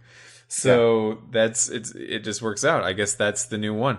If Banjo 3 comes out anytime soon, it's going to have Buzz Bombs in it as the only recurring drone enemy. No, Buzz Bombs will definitely be there because Smash has spoken. And I used to have a problem with this. The Smash, whatever Smash deems goes, and some level I might still have a problem with it. But I've evolved a lot, Mitchell, since the days of Smash 4. I've become a more well-rounded person, and I'm all in. I also think there's a difference here behind what's happening and what happened with Diddy Kong, where Diddy Kong is now Diddy Kong is a jetpack in most games now. And Buzz Bomb being more popular than it was before does not severely alter the actual gameplay or tone of the game. So honestly, this is a very DK Vine thing. If I actually step back and look why this makes me so happy, it's not because I'm better as a person. It's because this is taking a very obscure character and artificially boosting the importance of it for all time. This is right in our wheelhouse. Spin it around, Sakurai. I love this. And also Sakurai must be a huge fan of Buzz Bomb, because Buzz Bombs were the only characters not to be referred to as poor souls by Sakurai in his stand-up routine. Yeah, that's a good point. Because, the first time you see one, it presumably dies by being knocked out, but with a collision with the Nintendo 64 logo. The Rare and then logo. Drowned because you're thrown in a lake when you're knocked out. It hits the Rare it's logo. Not like a great time. Flew around the N64 logo. Oh, you're right. Yeah. But it ran smack dab, and it doesn't really work on the Xbox 360 version because it hits the that Arrow Rare logo, which isn't a big shield. So it's like, you could have avoided that, you stupid Buzz Bomb. Come on, Buzz Bomb. Yeah, you saw the edges of it. You could fly around that easily. Anyway, yeah, good for Buzz Bombs. This is I know it's stupid of me being happy for a fictitious race of dragonflies, but I'm really happy for this fictitious race of dragonflies. Like, if I were a Buzz Bomb right now, this would be the best week of my life. And I can say undoubtedly. that. I can say that, and it's 100% accurate. How could it not be? Yeah, if you were a Buzz Bomb, do you think you'd be like waiting for this big break your whole time? I would have given up. The whole 20 years since Banjo-Kazooie? Or would you have gotten like a side job? Are you like a tax accountant now? Would you have to pass the time in that kind of way? Is it active waiting? Yeah, and it's just, it's true. Good things come to those who wait. Okay, can't argue with that. You can't. And, yeah, this is, I delight in this nonsense, Mitchell. I love that Tooty is all of a sudden a very important Banjo-Kazooie character again. Why not? Why not? Why the fuck not? Like, Tooty, welcome back. I'm sorry you were ever lost in the Minecraft realm. Yeah, Tooty's great because I feel like this is the first time I actually really know what Tooty looks like. Most of the characters that were isolated to their low poly appearances in Banjo and Kazooie, the game Banjo and Kazooie, which is now how I refer to it. Most of those characters' low poly models are big enough, so it doesn't matter that much. And most of them have appeared in other things in the future, or at least are clear enough in what they're supposed to represent. The way Tooty's face was in the N64 game was just like really low poly, just really small and just a few triangles and everything. And now I know exactly what Tooty looks like. It is so weird to see her with natural hair. That aren't just triangles and squares jumbled together. It's... somebody said, and I apologize, I don't remember who, because I've been reading a lot of comments about this since they dropped, but I've heard someone said that it looks like 2D is wearing a wig. They just can't accept it because, yeah, it's just weird to see all of a sudden more detail on a character we have only known as a 1998 polygonal model. So it is one of those things where like you see Banjo's hair and it goes up in the front and that's supposed to be a cowlick, but it's just part of his fur because of course it would be. And then Tooty has hair on the fur, which is not something that happens. Well, that's a rare design trope that women, always, like women animals have human hair, and the male. If the women animals don't have blonde ponytails, how do you even know? How do you even know what gender they are? Yeah, and then the males they try to style their hair, but they just have fur, so they just have to gel up the fur into some sort of cowlick. And then, of course, when you age, you have to look like you're balding, but you never really had the hair to begin with, so you just have to like. It's just a sleight of hand, like what Cranky Kong's got going on. My headcanon is that when all those TVs washed up on Donkey Kong Island, they saw a bunch of sitcoms with like traditionally gorgeous blonde women, and they said like, okay, I guess we got to do that now, and they all made some wigs. They all made some, and in Dixie's case, they made some pre-hensile wigs, which the mechanics of which I'm not entirely sure on, but it is telling of her genius. You just slather banana goop in there, and you're good to go. Oh man, Easy breezy, beautiful. I hate that image so much. Oh, because you hate bananas. Dude, just squishing bananas into your hair is the worst thing. I'm making a list of what you hate, Mitchell. So we've got spiders, obviously. We've got olives out of the jar. I don't hate olives. That wasn't the tone of the conversation. You said you were repulsed. I said I ate one olive before I started. I needed strength, and the olive gave me strength. I wasn't repulsed just by the fact that you ate one olive. I was confused and delighted by the fact that you got ready for a podcast where you know your mouth's going to be moving a long time and like you can't like refresh yourself so much, and you decided, yeah, I'm going to put a briny, salty olive in there right before we start. That was the thing that got me. Not the olives themselves. I enjoy the surprise of the olive because I can't tell whether I love it or whether I hate it. And it fluctuates throughout the experience. And then I never know, because with every food, I know exactly what I'm going to feel because I've hit that stage in my life where I've tried most foods. And then the foods I haven't tried, I won't try because of my vegetarianism. So an olive represents this eternal enigma that always keeps me guessing. That's why I have an olive before the podcast, Mitchell. Obviously. Yeah, that'd be like, hey, Mitchell, do you want to hold this ice cube right before this podcast and like just let it melt in your hand and just have it there the whole time? It would keep you sharp. It would keep you sharp. I feel plenty sharp. I don't need a weird olive in my mouth. But do you want to talk about the music? I would love to talk about the music, but we'll get back to the olive discussion. Don't you worry, listeners. We're not done with this by a long shot.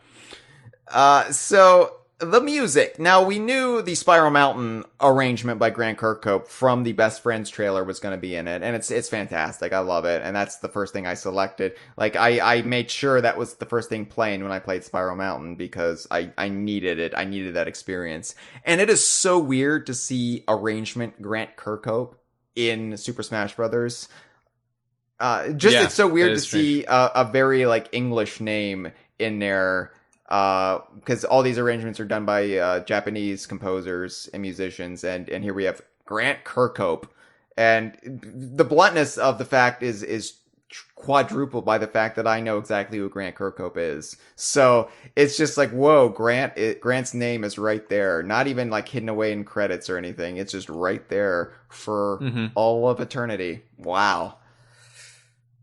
Yeah, and Grant Kirkhope being part of this is not even the end of how many great musicians and great remixes they got. We're gonna give them all the credit. We're gonna list everyone because I felt like they all deserve kudos for what they did here. This is some terrific work. I was surprised by how terrific it was and how few just straight rips from the original soundtracks we got. Honestly, I could have used a few more just to pad it out. Like, most of these are new arrangements. It's kind of crazy. If there's one area where I think Banjo-Kazooie has delivered way harder than every other DLC so far, it's definitely the music.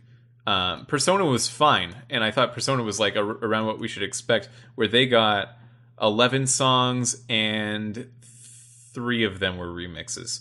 Yeah, we got 10 songs and 7 of them were remixes. That's amazing. It is amazing, and as much as I would have liked some maybe nuts and bolts in there, some crazier, more esoteric stuff, I can't complain about what we did get because I felt like it was spot on and iconic. Like it would have been nice to have like the Granny's Lair theme is iconic, but it wouldn't really have worked for the tenor of a Smash fight, right? So you need something kind of propulsive, something the that's Grunty's Lair theme. Yeah, the Teddy Bear's Picnic. It's in there though. Technically, we'll get to it. Okay, not as a separate track. Like the motif is layered in. Yes, right. I would argue that it is half the track in the one that it's in, but we'll get to it. All right. So anyway, Spiral Mountain. I don't think there's anything more to be said about it, right? We've all been listening to it, humming it since June. It's great. It has little motifs of a bunch of the worlds in both Kazooie and Tooie in there between stanzas, which is a fun little. Being that this is the one Kirkhope track in the list, this is the one that he got to put a lot of his own spin on. Yeah, it's cool that he got to do that. Spin. Oh wow! Okay, yeah. You're more clever than you thought, Mitchell. Yeah. You didn't even get your own clever wordplay. Yeah, I definitely somehow did that on purpose without knowing it. It was good.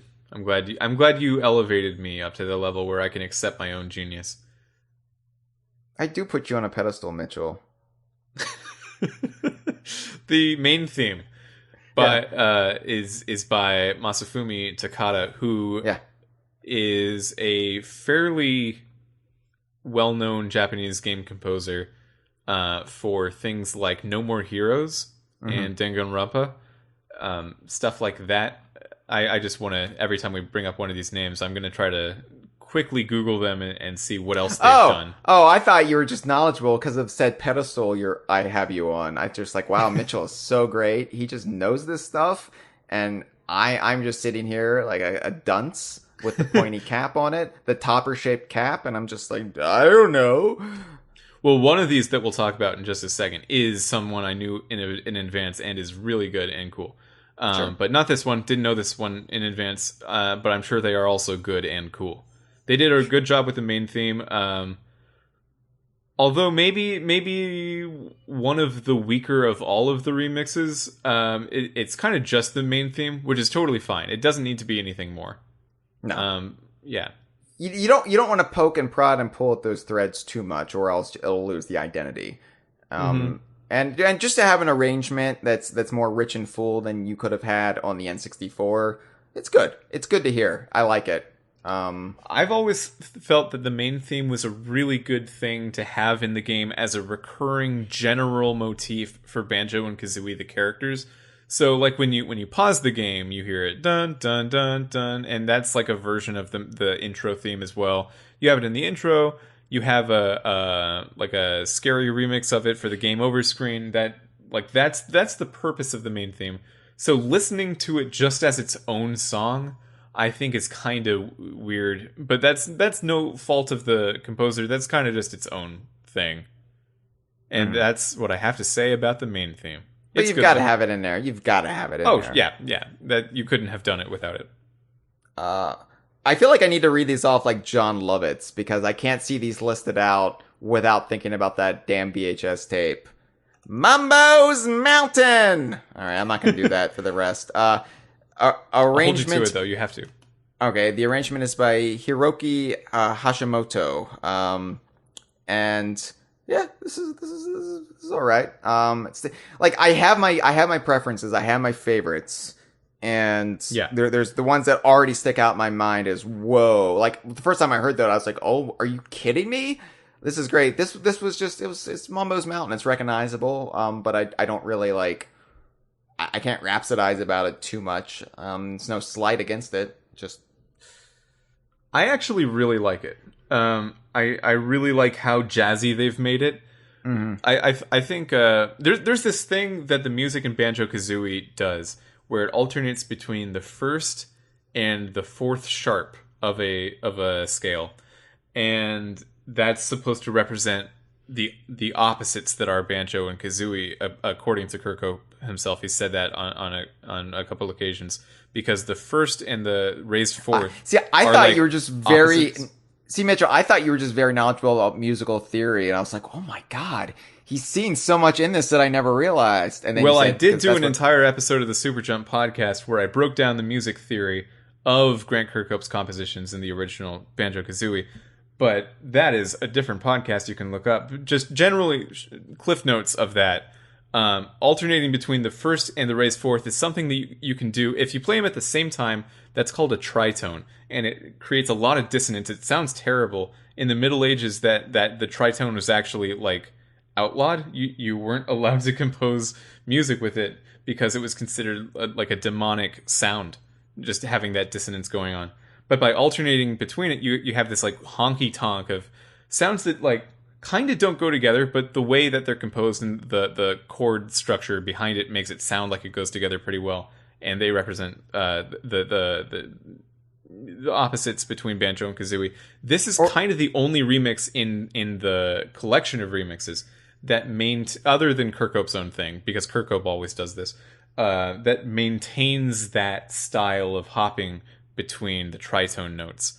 That I think it's really cool. And also it does a lot of interesting jazzy stuff with the timing of the remix. I'm into it. Or as Sakurai calls it, country music. Yes, you got those hoedowns in Banjo-Kazooie.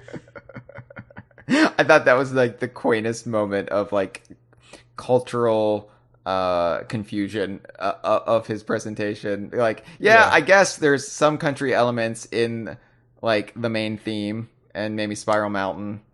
Some bluegrass Yeah, I mean, in there. it's not 100% wrong. It's just like wrong enough to feel really silly. But then you move on to Treasure Trove Cove, and you're like, what?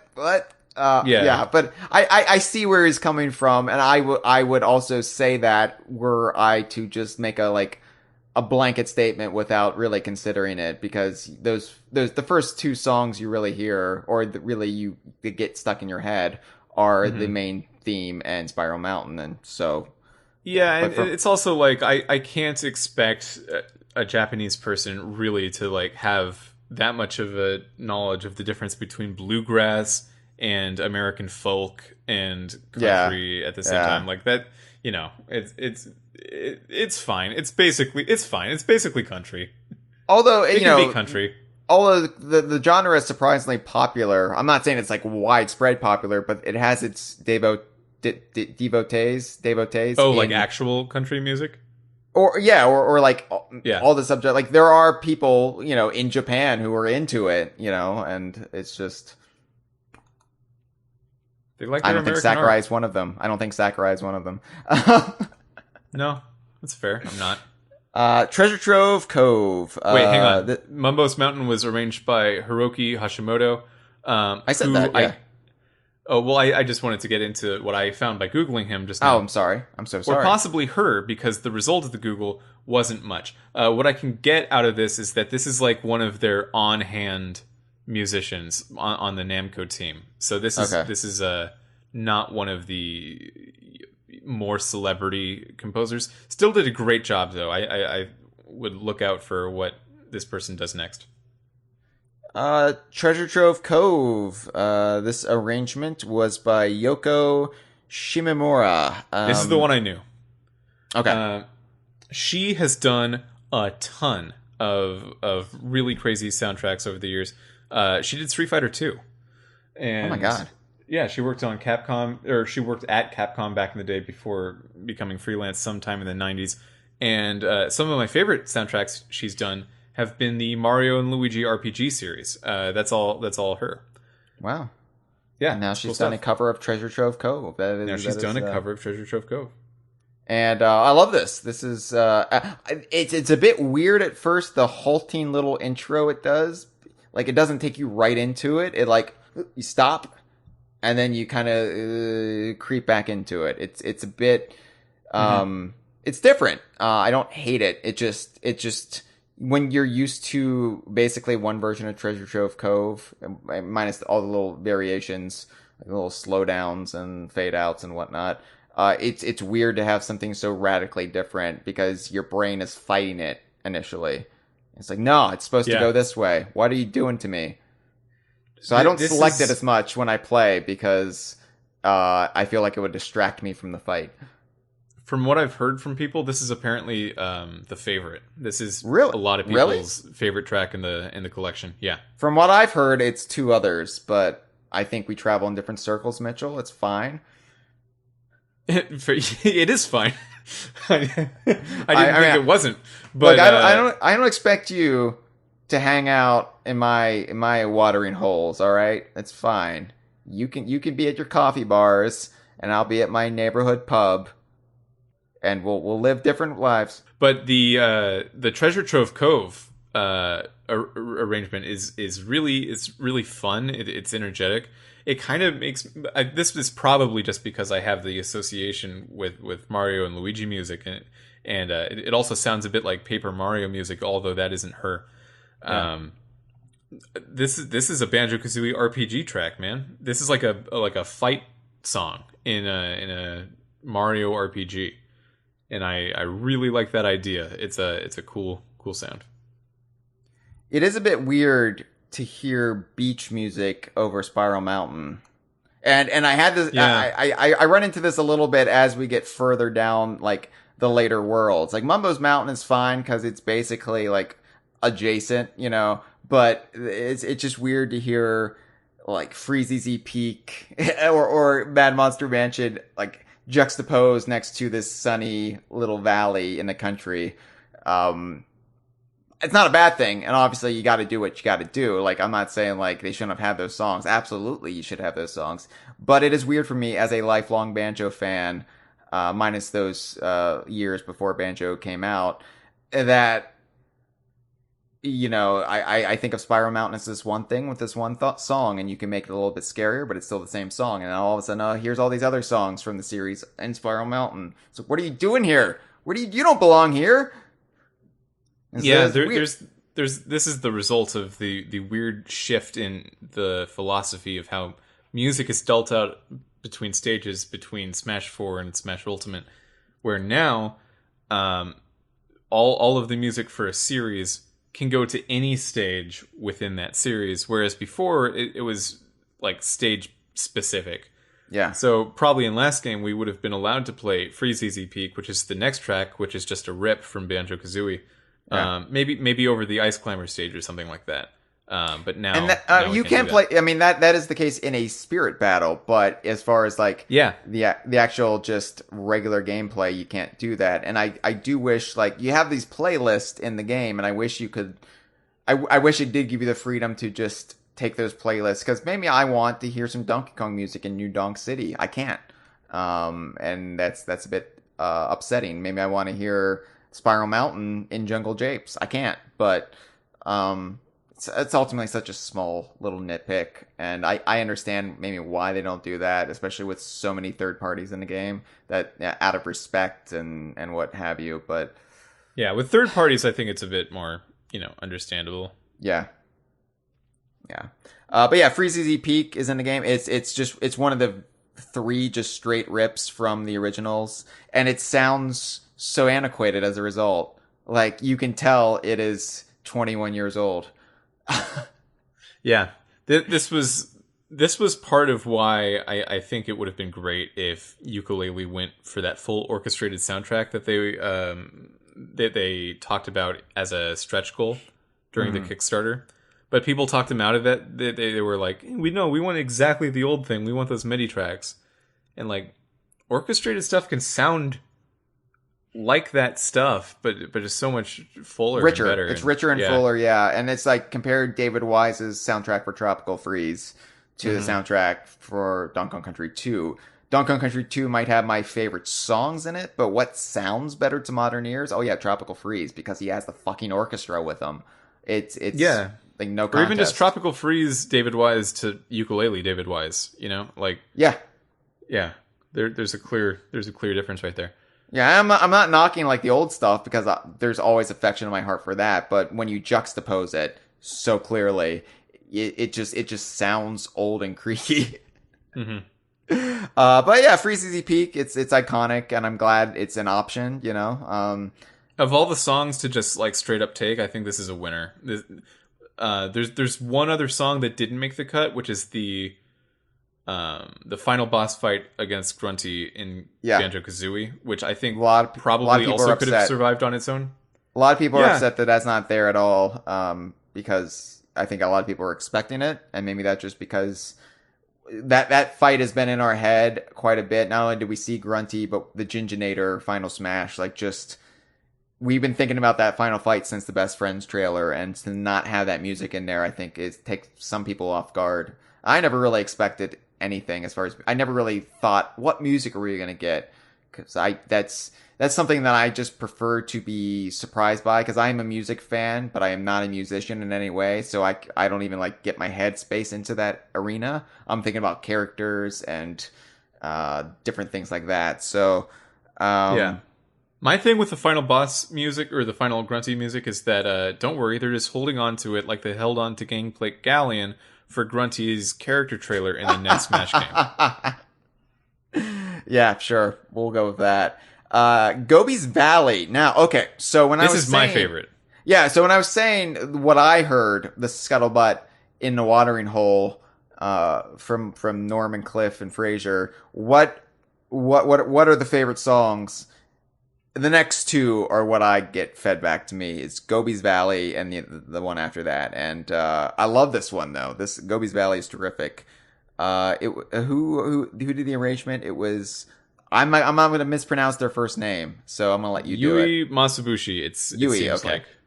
Okay. I would assume so, but I don't know.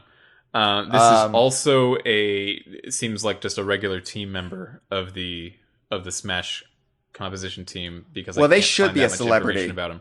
They should be a celebrity composer because Knocked it out of the park.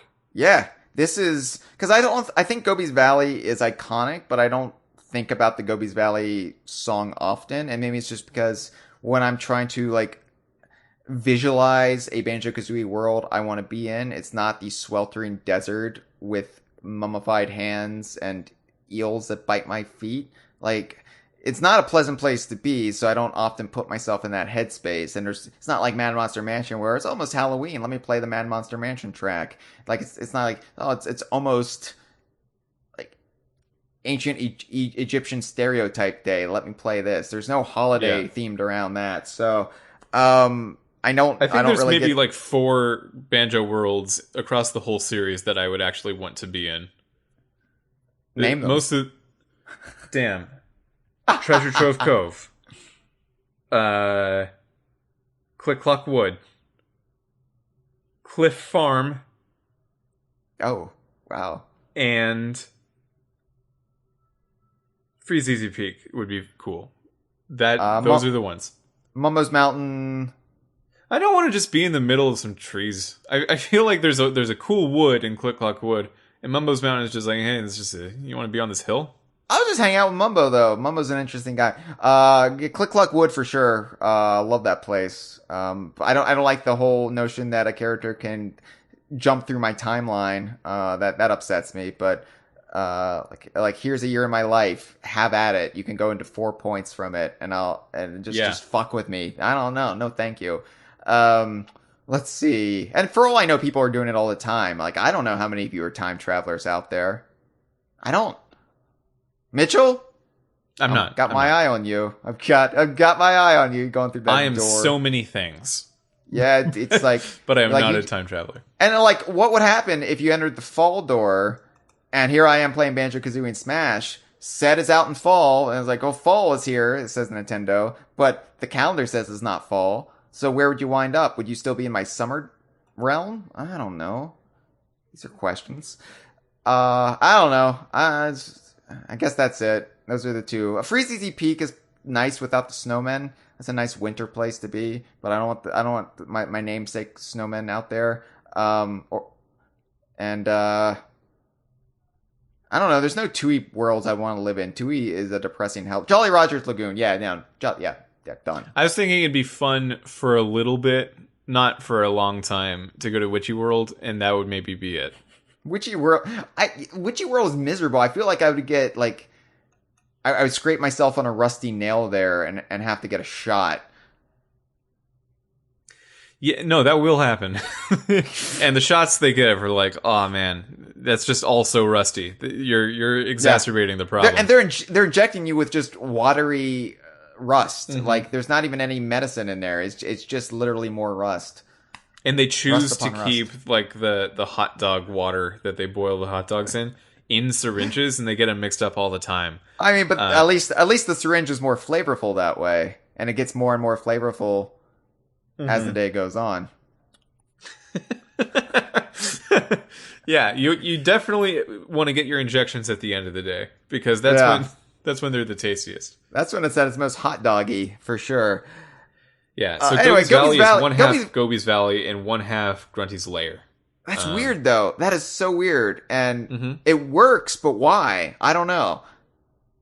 It's the only place it turns up, so I guess like it's great because that's probably, other than Spiral Mountain and the main theme, the most iconic, I guess the third most iconic song of the series, Grunty's Lair. And a leitmotif for Gruntilda herself when you see her in Tui and in Nuts and Bolts, and even I'm pretty sure Grunty's Lair, although it's been a long time since I've listened to that soundtrack. See, thematically, I feel like it would have worked better with Mad Monster Mansion, just because that's Grunty's mansion and Grunty's Lair is her lair, you know. Yeah, so and they do that a little bit in the first game. In the first game, in the song Banjo Overture that plays over the intro cinematic, when Grunty flies out of the lair and you see her for the first time, it plays a little excerpt from Mad Monster Mansion to score her arrival. So for at least the first game, they actually do use Mad Monster Mansion as a leitmotif for Grunty, because Grunty's lair is just the hub of the whole game and is not really associated with her yet. But by the next game it is. So, yeah. Mm-hmm. But yeah, I mean, I'm glad Grunty's lair got in there. I like it's still weird to me, given how iconic and beloved it is, that it's not its own track. But I guess, again, you'd really have to reimagine it a bit for it to work as a stage music, rather because it is kind of creepy and disorienting, but it isn't propulsive in any way. Right? You're the music man, Mitchell. You tell me. I mean, yeah, that's Eye of the Beholder, I guess, with repulsion. But it's good. I use words. I like them. Wait, are we talking about Mad Monster Mansion right now? Did we move on? No, I'm still talking about Gobi's Valley, but I'm talking about Grunty's lair. Yeah, Gobi's Valley and Grunty's lair in this song have been done with a surf theme, like surf instrumentation and musicality, which is not something I ever would have expected, but totally works. Though. It's it works, so good. though. And I think it's just because of the sand. Like, you would think Treasure Trove Cove, but I think having a surf interpretation of that would ruin the essential element of that song. Whereas Gobi's Valley, it somehow works for it. It's like, yeah, Dick Dale could have done Gobi's Valley. Absolutely, he could have. Yeah. Rest in peace, Dick Dale. Now who Dick knows? Dale's He probably did. Now 1,000 Dick Dales at a typewriter, you know? Yeah, now Dick Dale's a ghost in Mad Monster Mansion because he died. Man, you're a lot of fun. I am. That's what Dick Dale told me on his deathbed. Speaking of Mad Monster Mansion, the next song is Mad Monster Mansion. It was arranged by, Michiko Naruke. Probably. I know, we're so pathetically sheltered, like, with these names. I'm just like, oh, I'm gonna botch this. I'm gonna botch this. Mad Monster Mansion. This is my favorite. Yeah. So Michiko, she is the composer for the Wild Arms series, which is not a series of video games I'm familiar with at all, other than having heard of the name a few times. But just, I guess, from that, she's become a somewhat well-known composer. People know of her, and she's famous within Japanese video game composition scenes. So that's cool. I know Gibbon is a fan of Wild Arms, so shout-outs. Shout out! Yeah, she did a great job with this. I think this is my favorite reinterpretation of any Banjo-Kazooie song in the game. My favorite arrangement. This is... I like, Spiral Mountain. I like what Kirkhope did. I like the main theme. But I think as far as the most adventurous one, this is the one that gets me the hardest. Yeah. It grabs me. This one probably fits the least out of all the songs on this only stage it can play on. Okay, so maybe it's just because Halloween's coming next month. And maybe it's because I go into Spirit Halloween stores and I like looking at the stuff. Because, Mitchell, have I ever shared with you my other dream besides DK Vine? What's your other dream? It's running and operating a haunted house. Ah, dude, you can probably just do that.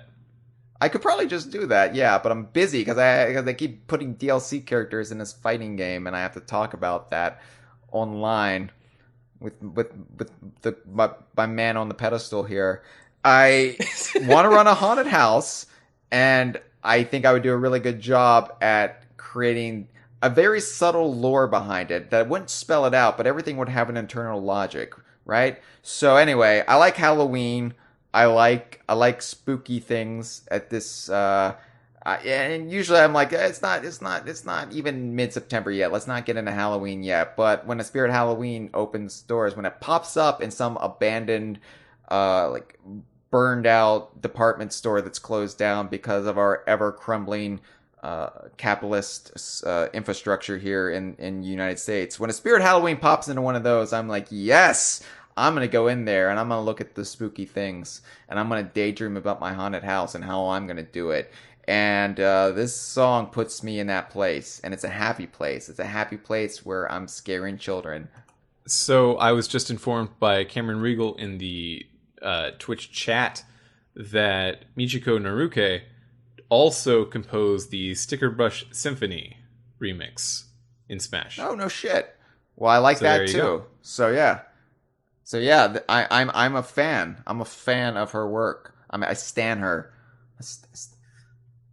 Yeah, I Stanley the Bugman her quite a bit, and I liked that one less. So I wish this is where it would be great if we could like switch the franchise songs to other stages, because this would be great juxtaposed next to the Castlevania stage or Luigi's Mansion stage, you know. Mm-hmm. But yeah,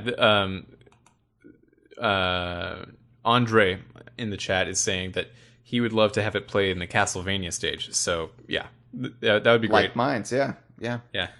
Luigi's Mansion. Yeah, that would all be. So I admit it's weird playing this with Spiral Mountain, but I think as just an isolated track, this is my favorite of the group. So, and then we have some surprising ones. All the Banjo-Tooie songs in the game, and there are 3, but there's only one new arrangement. But they're all of boss battles. Like we don't have any Banjo-Tooie tracks of just a world. It's just that makes sense to me. It does I wouldn't to me have too. Thought of that, but I understand the logic behind that, because boss battles work in the context of Smash, and Banjo-Tooie was the first game in the series that actually had boss battles that were boss battles, that weren't just you're fighting a big critter, but we're not really going to draw much attention to it. Yeah. In Ultimate Pokemon got like 10 or so new remixes or more, and they were all trainer battle songs, and that was annoying to me because I don't like the battle music that much in Pokemon. But I think the idea of just like going for more energetic, more fighty type songs is a good idea, and most of the boss battle songs in Banjo-Tooie are boss remixes of the world theme, just done up to be a lot stronger. Klungo is the exception, and because there is no world for Klungo, there's no world left for Klungo. Just dirty tunnels. Just dirty tunnels. The Versus Klungo remix was composed by Hideki Sakamoto, who does seem to be another fairly well-known video game composer. He's worked a lot on the Yakuza series. He's worked on Pokemon Mystery Dungeon. He's worked on a lot of games that I don't recognize the name of, because they seem to be maybe very Japanese, like a lot more Japanese than I have exposure with. But Yakuza and Pokemon Mystery Dungeon are pretty big. So that is cool, and it is a cool remix. It is. And it is also, besides Grunty's Spirit Battle, the only time Klungo is referenced or alluded to in all of this DLC. Yeah. Which is a shame, because I love Klungo. He really should have had a spirit, but yeah. That's, I understand why they picked the spirits they picked, and I can't really argue with it. Every spirit they picked, besides the Jiggy, and even the Jiggy is like referenced in Banjo-Kazooie's like victory animation, and actually how they enter a level. They go through a weird Jiggy warp, it's Jiggy transition, but yeah, but the Persona and Dragon Quest have a bunch of spirits that don't appear anywhere on the stage or the rest of the game. Like, I feel bad complaining about anything, because we got so much more than I ever thought we were going to get. It feels tacky to complain He's about it. He's a notable exception. We've noted it. And okay. I guess that's where we are. The Klungo theme has actually appeared in the actual melody of Versus Klungo has appeared in a recent game. Do you know which one I'm talking about? Surprise me. Mario plus Rabbids Kingdom Battle. The mid-boss theme. Like when you fight that Piranha Plant Rabbid as a mid-boss in the first world of Mario plus Rabbids, I don't know if he did this on purpose because it is Kirkhope, but it being a mid boss and it using Klungo's theme for it seems pertinent. Seems like a purposeful thing. And I like that, especially since it's all the Donkey Kong universe to me. So I like that there's just this little whiff of a thematic nod to that. Like, yeah, mid bosses, right on. Yeah. This is what they sound like. This is what a mid boss sounds like. This, and you get to hear versus Klungo later in Nuts and Bolts as the theme to Klungo Saves Te World. Klungo's character arc is the best. I'm just fond about how all the Banjo-Kazooie characters evolve over time. Sometimes for better, like Klungo. Sometimes for worse. And Klungo's maybe the only character in the entire series with a notable upward trajectory outside of, I guess, Banjo and Kazooie themselves. So he's not a poor soul in that he overcame his adversity. Yeah. And that's why he can't be on the stage. He's not a poor soul. He can't be. No, Sakurai, this is just basically a charity. It's a halfway home for all of these poor souls. And Klungo's living it up. He's living at large, making video games like his dream. So we also have 2 more rips from Banjo-Tooie boss battles. Mr. Patch and Lord Wu Fak Fak. So Mr. Patch was like the actual secret desire I had for banjo music. Secret desire. It was a secret desire. I bottled it up tight because the Mr. Patch theme is really good. It's one of my favorite banjo songs in the whole series. I know noted community member Grunt would probably agree with you. He loves the Mr. Patch music. It's really good music. It takes the Witchy World theme, which is already one of my favorite world themes, and just gets really energetic with it. Just like Freeze Easy Peak, I think this is a perfect song to just rip straight from the game if you're gonna do that. Yeah. And then Lord Wu Fak Fak, representing Jolly Roger's Lagoon, the underwater boss fight. And this one is fine. Yeah. This one is... It's a weird pull. I don't have any qualms with this. It not would have been one of my pulls, but I have to admit I take great delight in the fact that the term Lord Wu Fak Fak is now in Super Smash Brothers.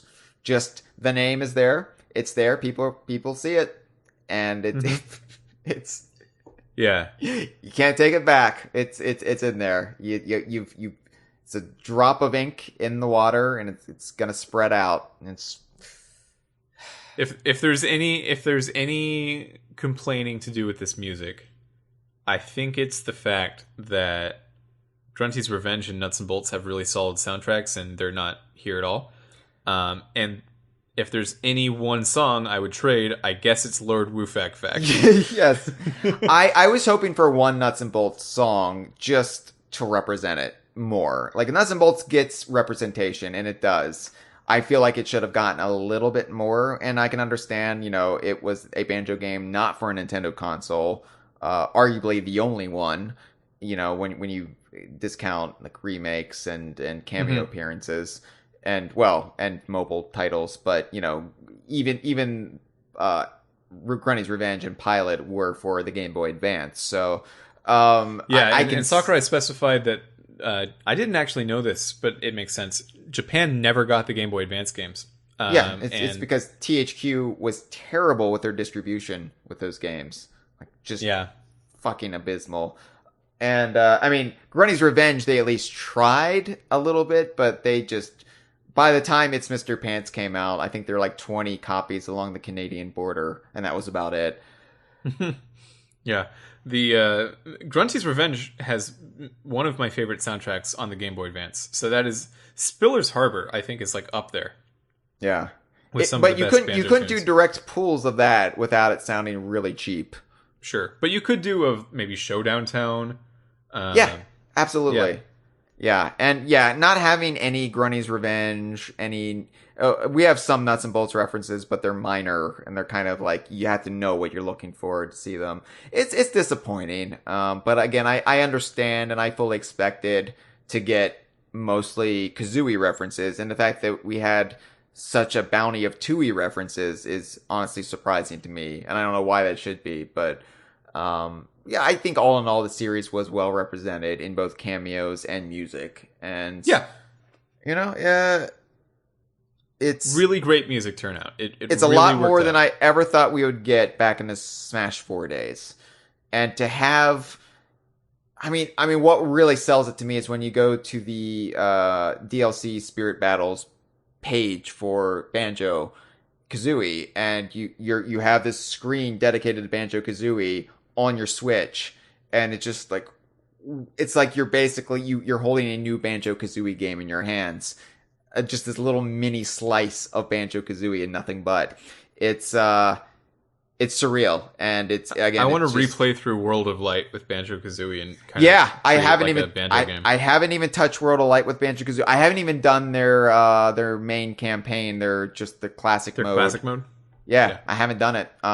There's just so much to do, and I'm trying to parse it out. Like, I'm like Charlie with the chocolate bar that he gets for his birthday. I just take a little nibble here and there, and I'm like, no, I need to make it last, because it's never gonna get this good again as far as Smash goes, and as far as a DLC character goes, that means so much to me. Like, even if Dixie gets in a game, it's not going to be the full suite of Dixie Kong related goodies. It's going to be Dixie's in a game.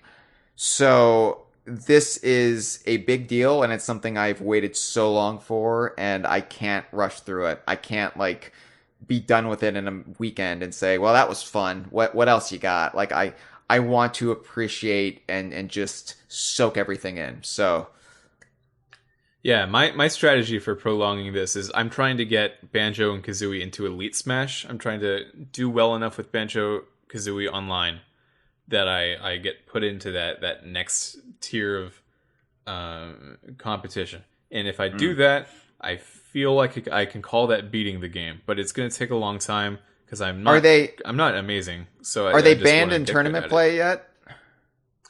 The only character who even has a chance of being banned in tournament play is Hero, for the reasons that we talked about already. Okay. And I know this is controversial, so I'm going to get some hate for this. I hope it happens. Hero sucks. I love Dragon Quest, actually. It's a new love for me. I played some Dragon Quest games earlier this year. They're great. Hero sucks. I don't like this interpretation at all. I mean, Mitchell, to be fair, it is the poor craftsman who blames his tools. Hero doesn't suck to use. Hero sucks that it is. Hero sucks that it is the thing I said. And, it is. I'm gonna lean on that. I think that's true. Can Hero we get that on sucks t-shirts, Mitchell? Can we, when we open the DK Vine merch store, can we get that on a t-shirt? Yeah, it's like one of those like Taiwanese, almost English shirts. Yeah, that's fine. Yeah. I want to sell. Let us know. Please call the DK Vine hotline at 1-202-630-VINE if you want to see that on a t-shirt. Let us know how much money we would make, because we would profit share with Mitchell, obviously. We're not monsters. I had a friend who went to Korea in college, and he came back with a t-shirt that said, "You have the world is enough." And I love that. Is enough. Yeah. Sometimes is enough. See, I thought my favorite Bond title was A View to a Kill, but I think that one might be my new one. My new favorite. All right, so Spirit Battles, though. Like I said, I just love that screen, and I love that the DLC characters have their own I didn't really expect that coming. I thought they would just be integrated. They would just pop up, and to have it like just isolated, like here you go. You don't even have to do the twirly gun zap thing to free them. It's just once you beat them, you got them. Which, yeah, I don't know. I wish they were like massaged in maybe a little bit better, but I still like that there is a separate page for them all the same. I like the that DLC you don't have to in general kind of feels like they place an importance on making the DLC feel like a separate installment into the game, where I think I would maybe prefer if it was just, it felt more like, now with this DLC, Banjo was always in the game, but that is of course not what they did. I think it's fine. It's just, Yeah. I don't, Yeah, no, not a big it's deal. like I said, I feel bad complaining about anything because this is just terrific. It's all terrific, and any nitpicks I have would have made sense back in 2001, not now. So let's talk about the spirit battles, and Hang on one second. Kara Kong is in the chat, and she said hi, Kara. mentioned his hot takes are out of control, and I'm trying to remember which one that would have been. What do you think it was? My hot take. Probably your whole disagreement with olives. She does not like olives, so I don't think so. Okay, well, I bet it was Spiller's Harbor. Maybe, I don't know. that was a pretty hot take. That was a hot and spicy one, as you might say. Yeah, I would. I might. So we have 3 little Ridleys as buzz bombs for the buzz 3 little bomb spirit Ridleys. battle. Yeah. This is great. This is great, and it also brings back Ridley, who of course birthed Banjo-Kazooie from his fertile loins. Mm-hmm. Yeah, so it all comes back around. No, the fact that Buzz Bomb is a spirit battle also places such a fucking ridiculous importance on Buzz Bomb. I love it. Like, here's to you, Buzz Bomb, as Simon and Garfunkel scrapped before they changed it to Mrs. Robinson. Yeah, just all of the stage elements in Spiral Mountain are the spirit battles here, which is I imagine a cost-effective way to do things, because this does, though. I'm not going to complain about this at all, because this gives us new renders for almost every one of these spirit battles. I love that too. It just feels like there's a Banjo-Kazooie in Smash posse, like a whole, like a group of like, yeah, we're the ones who made it in, and so at the expense of everyone else. So like, yeah, it's just these characters who are mostly from the original game. Well, they're all from the original game, but and Buzz Bombs who just haven't mattered until now. So yeah, 3 Ridleys. It's a fine fight. It's true to Buzz Bomb because they dive bomb you. 2D. Okay, I love the notion for the 2D fight, and you know why I love it, Mitchell. Why do you love it? Okay, I was trying to make you guess, like you tried to make me guess earlier, and you weren't having Oh, okay. it. just You like love I it wasn't because Diddy Kong is a character you like. Well, there's that, obviously, and I'm surprised you know that about me. But Yeah, I've been reading your diary. yeah, I have a lock on it, Mitchell. How did you? So it's Diddy with Banjo-Kazooie, which makes sense because Banjo-Kazooie. Oh, my hot take was that I would ban Hero. Yeah, that makes sense. That's a hot take. Oh yeah, I don't think that's a hot take. Based on what you said, though, Hero should On be this banned. podcast, it's not a hot take, but No. it So- is in general. I get it. So Diddy, as 2D spirit possessing Diddy, being protected by Banjo-Kazooie, but Diddy works for me, Mitchell, because 2D shirt is red with a yellow star, and in my personal fanon, it's because they wear the same clothing, the same shirts from the same clothing company, like the in-universe version of Nike or whatever. And this is their logo. It's a yellow star. So Now, as you probably saw in the Terry trailer, Terry's jacket is red with a yellow star on the back. Do Well, you think that Terry gets his clothes at the same outfitter? well, Terry's also friends with a monkey, so maybe he's just really into monkey fashion. That is a deep Terry cut to know. That's I very only knew good. that because we were playing Stream of Thieves. We were streaming Sea of Thieves, our Stream of Thieves stream, and it was mentioned in the live stream, and that's how I learned that. So I don't know things, Mitchell. I steal things from our audience. It is a good thing to remember. I'm proud of you. Yeah, well, of course I'm going to remember a man being friends with a monkey. Like, immediately, that makes me respect him more than Hero. That's why your favorite president is Ronald Reagan. No, he was friends with a chimp, and I don't respect chimpanzees. Like, I don't... Like, in the pantheon of apes and monkey, like, you got gorillas on top, because they're the coolest, orangutans, all your various monkeys. No, I'll put various monkeys in front of orangutans. Like, I love me some orangutans, but let's be honest with myself. And then we've got chimps and bonobos at the bottom because they're assholes. This is a surprising list. I would have assumed that chimpanzees would be.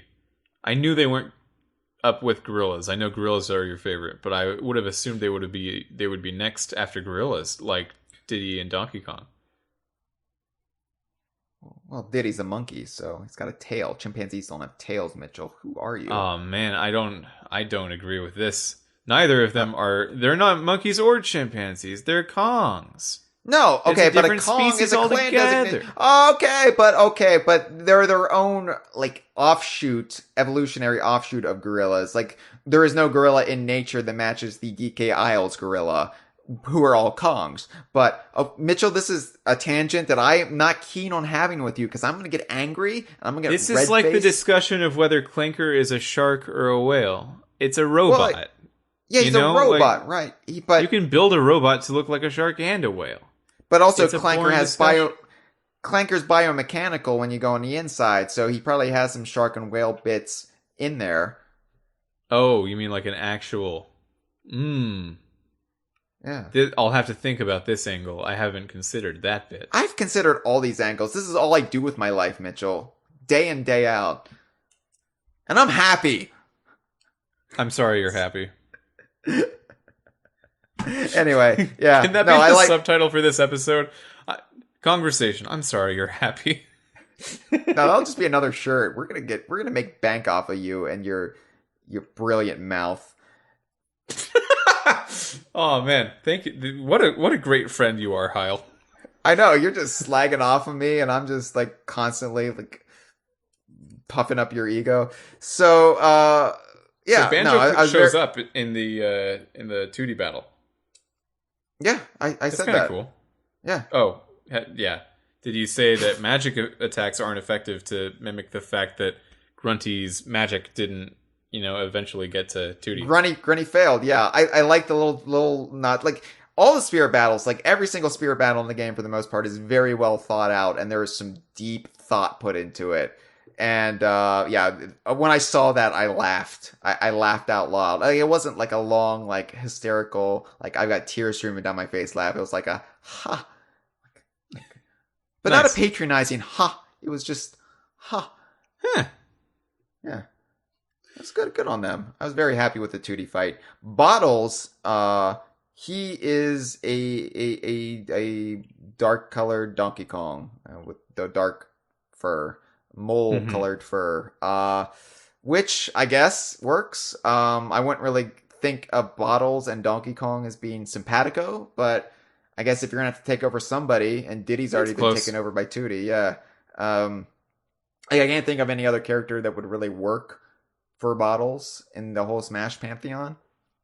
So yeah, maybe. I mean, you could maybe get weird with it with like Pikachu or Pichu, how they're rodents, but that would be a stretch. Yeah, no, it's fine, and I like that both Diddy and Donkey are like represented in these Banjo-Kazooie spirit battles.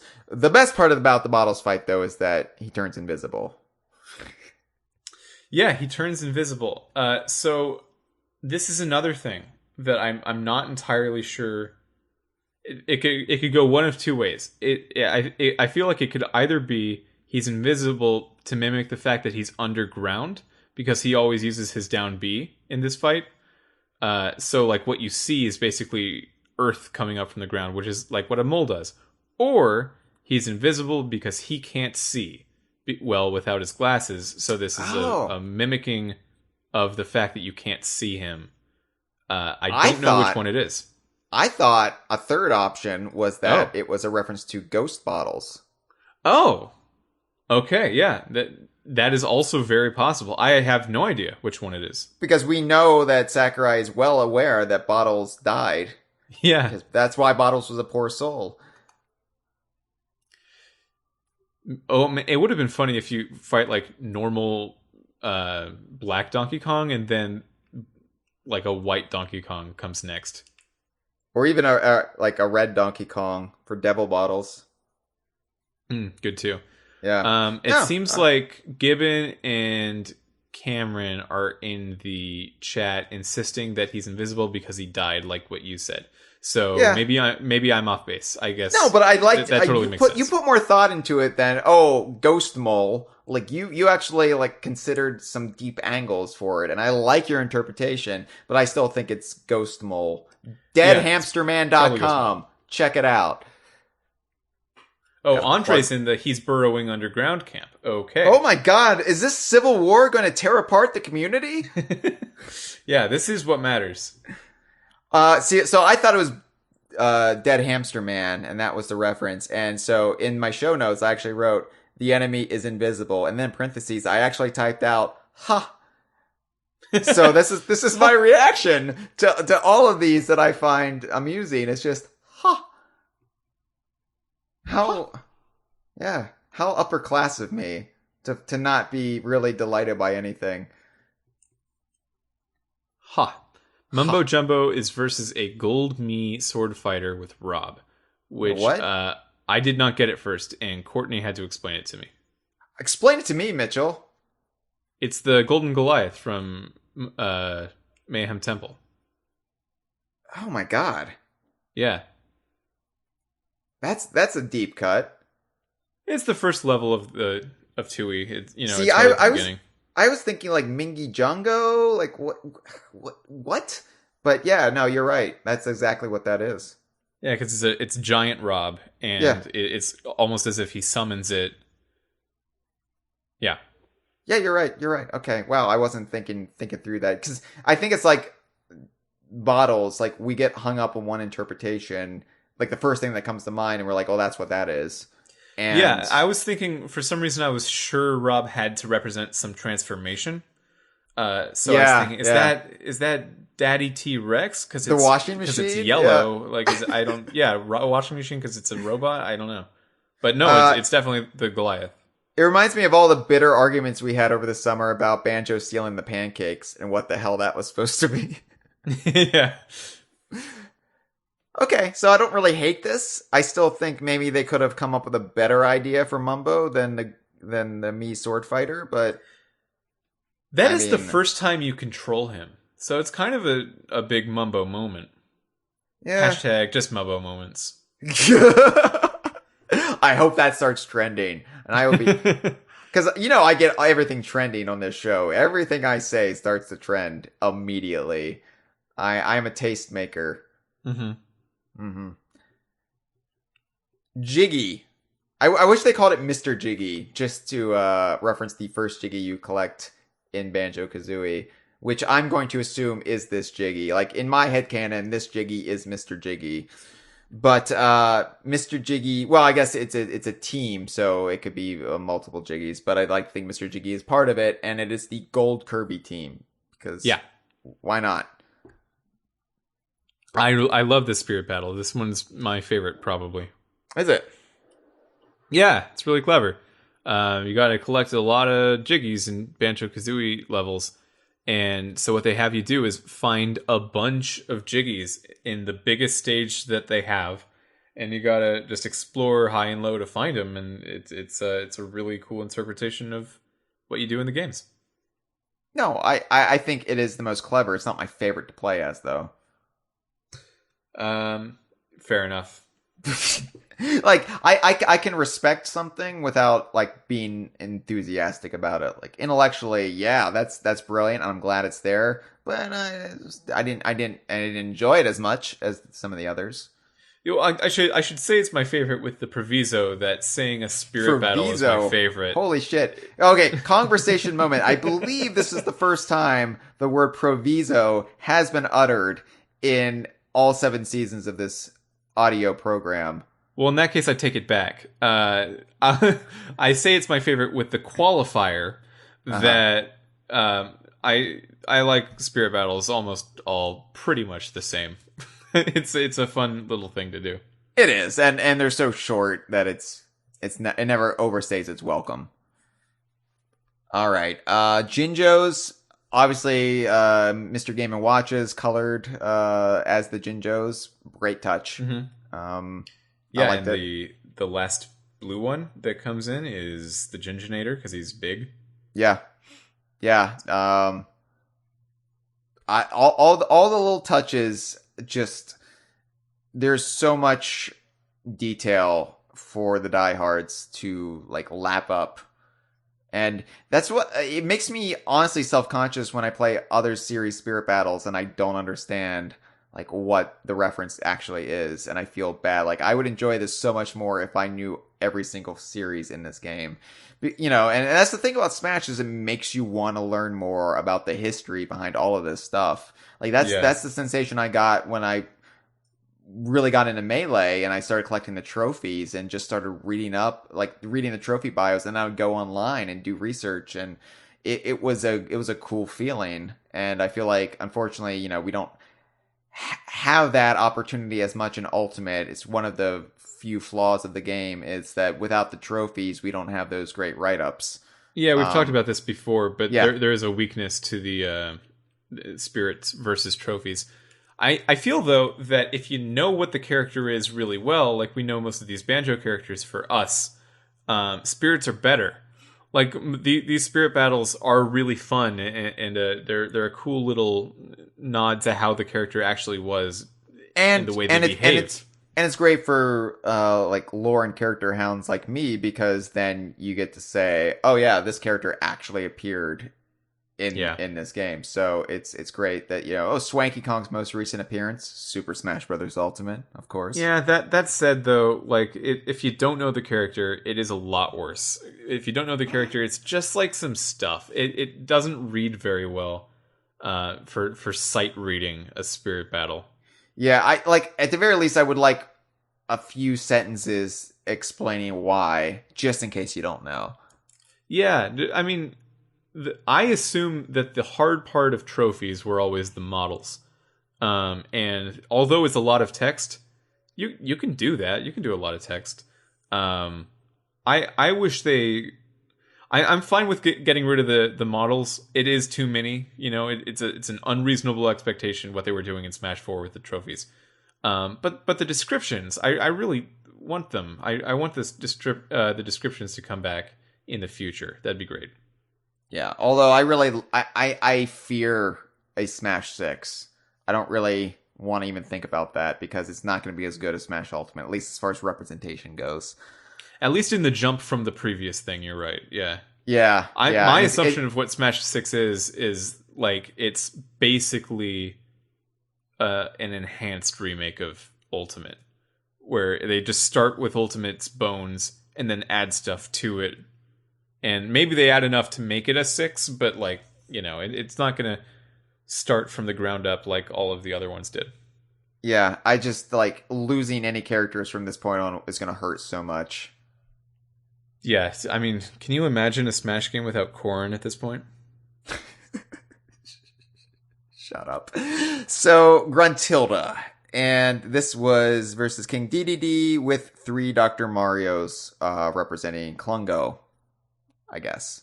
The 3 Klungo battles from Tui. Yeah. Yeah. I do wish it had been Bayonetta, not just because that's what I had in my head going into it. So King DDD as Gruntilda, okay, but it would have been a nice play too on Sexy Grunny from the Game Over sequence. But yeah, I would have done either Bayonetta just because it's a witch, or I don't even think DDD is the best visual fit for Grunty. I think K. Rool would be better. Maybe K. Rool with that jetpack item. There are some spirit battles I know that give the enemies permanent jetpacks or permanent like raccoon tails or something like that. I would do that. Yeah, K. Rool would have been nice, and that would have gotten every Donkey Kong character also in the Banjo spirit battles too. But I like that Klungo is in there conceptually. Yeah. And yeah, I just wish it had been Bayonetta or K. Rool now. You're right. Like I don't really see DDD as the vessel for Gruntilda. Yeah, I guess the hammer kind of looks like the broom, and that works. And the fact I guess that maybe DDD his little hat could kind of be like a witch hat, but that's a stretch. That's a fucking stretch.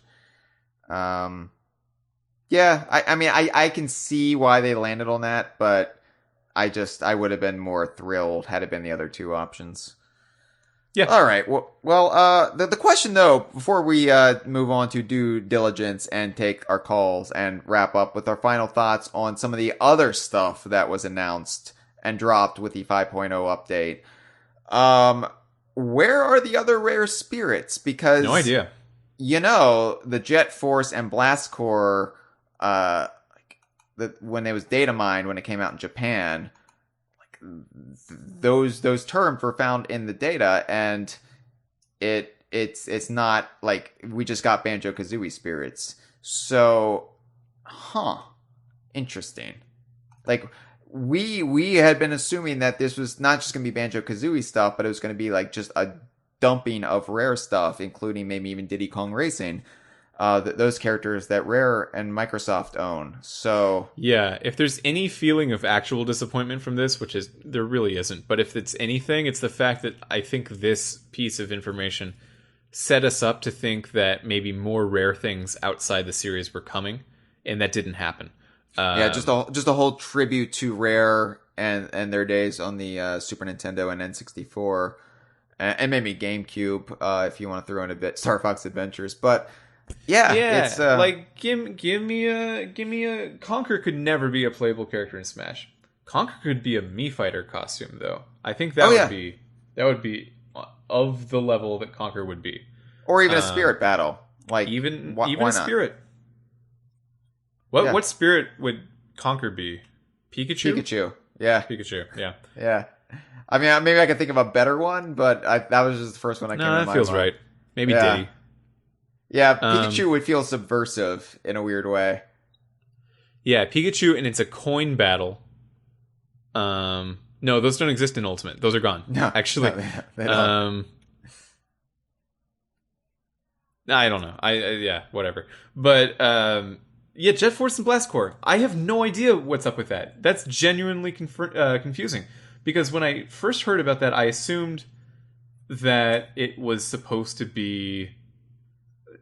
They got the rights to Banjo Spirits ahead of time, but then they realized, we shouldn't have these in the main game, but they forgot to do the other rare spirits they also got. But now that we know they didn't get any other rare spirits, I have no idea what happened here. I guess the thing people were saying that I never thought was possible is now possible, which is that maybe Nintendo forgot they didn't own Jet Force and Blast Core. That's such a weird, stupid... Yeah. Like that's... No, you forgot they don't own it. Nintendo wouldn't forget that. Yeah, you can't forget that you don't have it. Yeah, and why would you even reach for that? Like, why is that even in their, like... Unless, like, they were just going back through the back catalog of N64 games and, like... Now I think that's what happened. Because if you compare to, like, what happened in the Super Nintendo spirits that they chose from really weird things like Stunt Race FX, and they probably just saw Blast Core and they thought, yeah, that's on the level of Stunt Race FX. It was produced by Nintendo. Yeah, you could do it. Yeah, Nintendo published Blast Core. They did not publish Jet Force though. That was published by Rare. So I don't know. Yeah, no idea. Of course, Nintendo had a 49% stake in Rare. So when you say it was published by Rare, that's still kind of overlooking the fact that Nintendo still got some of that. Anyway, but I mean, it's also possible there could be more stuff coming, because there is more stuff coming, and I'm not going to get my hopes up on any like covert like additional Rare DLC update, but who's to say where this arrangement might lead, so maybe I would say I feel like you'd see it right now if not for this. Yeah. But maybe they wanted Banjo-Kazooie to be its own self-contained thing, and maybe we're going to get other stuff later on. Who's to say? I don't know. Never say never, Mitchell, because this is a weird era we live in, this 2019. So now I can't say proviso, and I can't say never? It's a lot of rules, Hyle. Just stacking them up on you. I want you to have to walk this tightrope with me. No net. Jar of olives in your hands. All right. Well, due diligence real quick. Be sure to check out dkvine.com, 20 years old and counting. We're also on social media. We're on Twitter, we're on Facebook, and we're on Instagram. I run the Twitter and Facebook, updated daily. Yes, every single damn day of my life. Joe runs the Instagram. He's a lot more level-headed about when he updates that. But check those out. You can find those all at dkvine.com/Twitter or Facebook or Instagram. We're also on YouTube, dkvine.com/PooTube. Not getting any money from them. We're just doing it out of the goodness of our hearts. I would like to point out that nobody's found the missing episode of the Kongversation Season 6 yet. The clues are in the episodes. Go back and listen to it. The first person to figure it out and at us on Twitter with where it is gets an autographed copy of the Sea of Thieves #1 comic book signed by the author, Jeremy Whitley. You also get to listen to a fantastic episode of The Kongversation that very few people, aside from staff members and friends of the show, have heard. Also, the first person to record roughly 6 hours of audio commentary on Mitchell and my audio commentary of Platonic's ukulele commentaries will get to pick a topic of the Kongversation for us to do. I really don't think we should be encouraging that. Within reason. I have the right to veto. I have the right to veto. Within reason does not include 6-hour audio commentaries on 6-hour audio commentaries.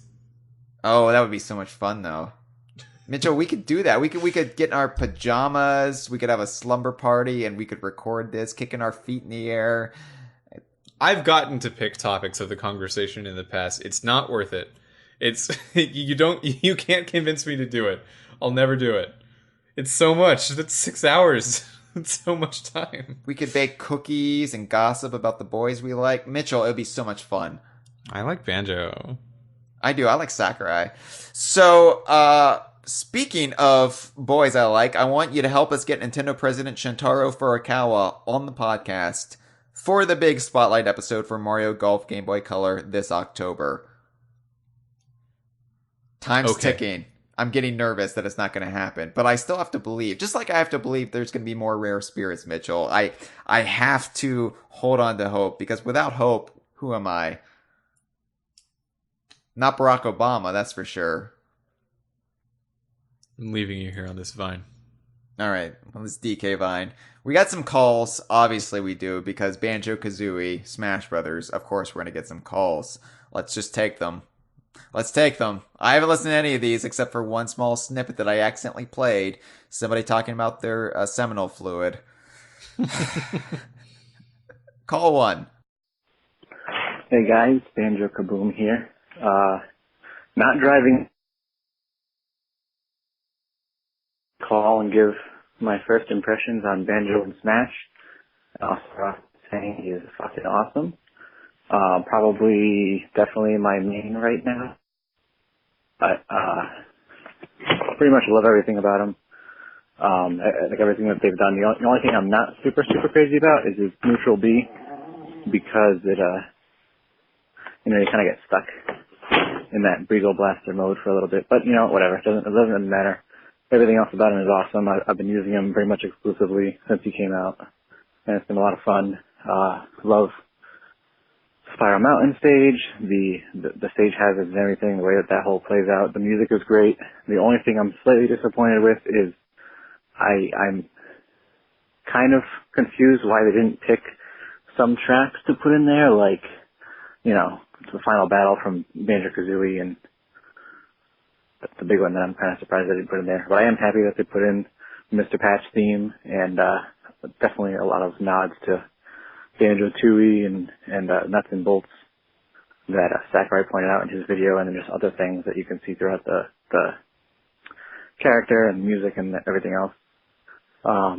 Spirits were pretty cool. I went through them pretty quickly. And yeah, oh man, it's just great being able to beat everyone up as Banjo. It's made me so happy. I'm sure you guys are ecstatic too. I don't really have any questions. Just wanted to say that fucking Banjo and Smash is awesome. Take care, guys. Yeah, this is something we didn't talk about, Mitchell. The neutral B, the controversial neutral B. The Breegle Blaster. It's, not every move is a winner. the neutral B is a really good, homage to the Banjo games, but it doesn't do a whole lot in combat.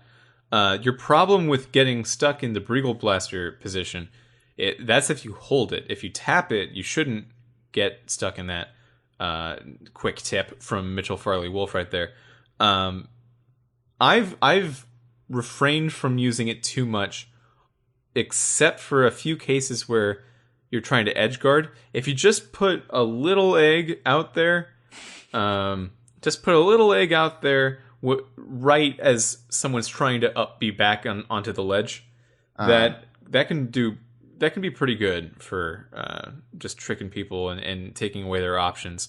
Because usually it won't stop them completely, but then they'll be forced to go up to the ledge in exactly one way that you can now predict and adjust to. And as for the final battle music, I agree. And we talked about it. I'm on your side with that one. It's a good song. Yeah. Yeah, I don't use the Breagle Blaster all that much because I don't care for it that much, but I also don't have any real qualms with it. It's just one of those things, one of those moves I don't use. And every character has those moves I don't really use that much. So yeah, that's the one for Banjo-Kazooie. They're just for the amount of time that it takes to get those blue eggs out, they really don't stun very much. They don't stun for that long, like that much time, and they don't do that much damage. Yeah.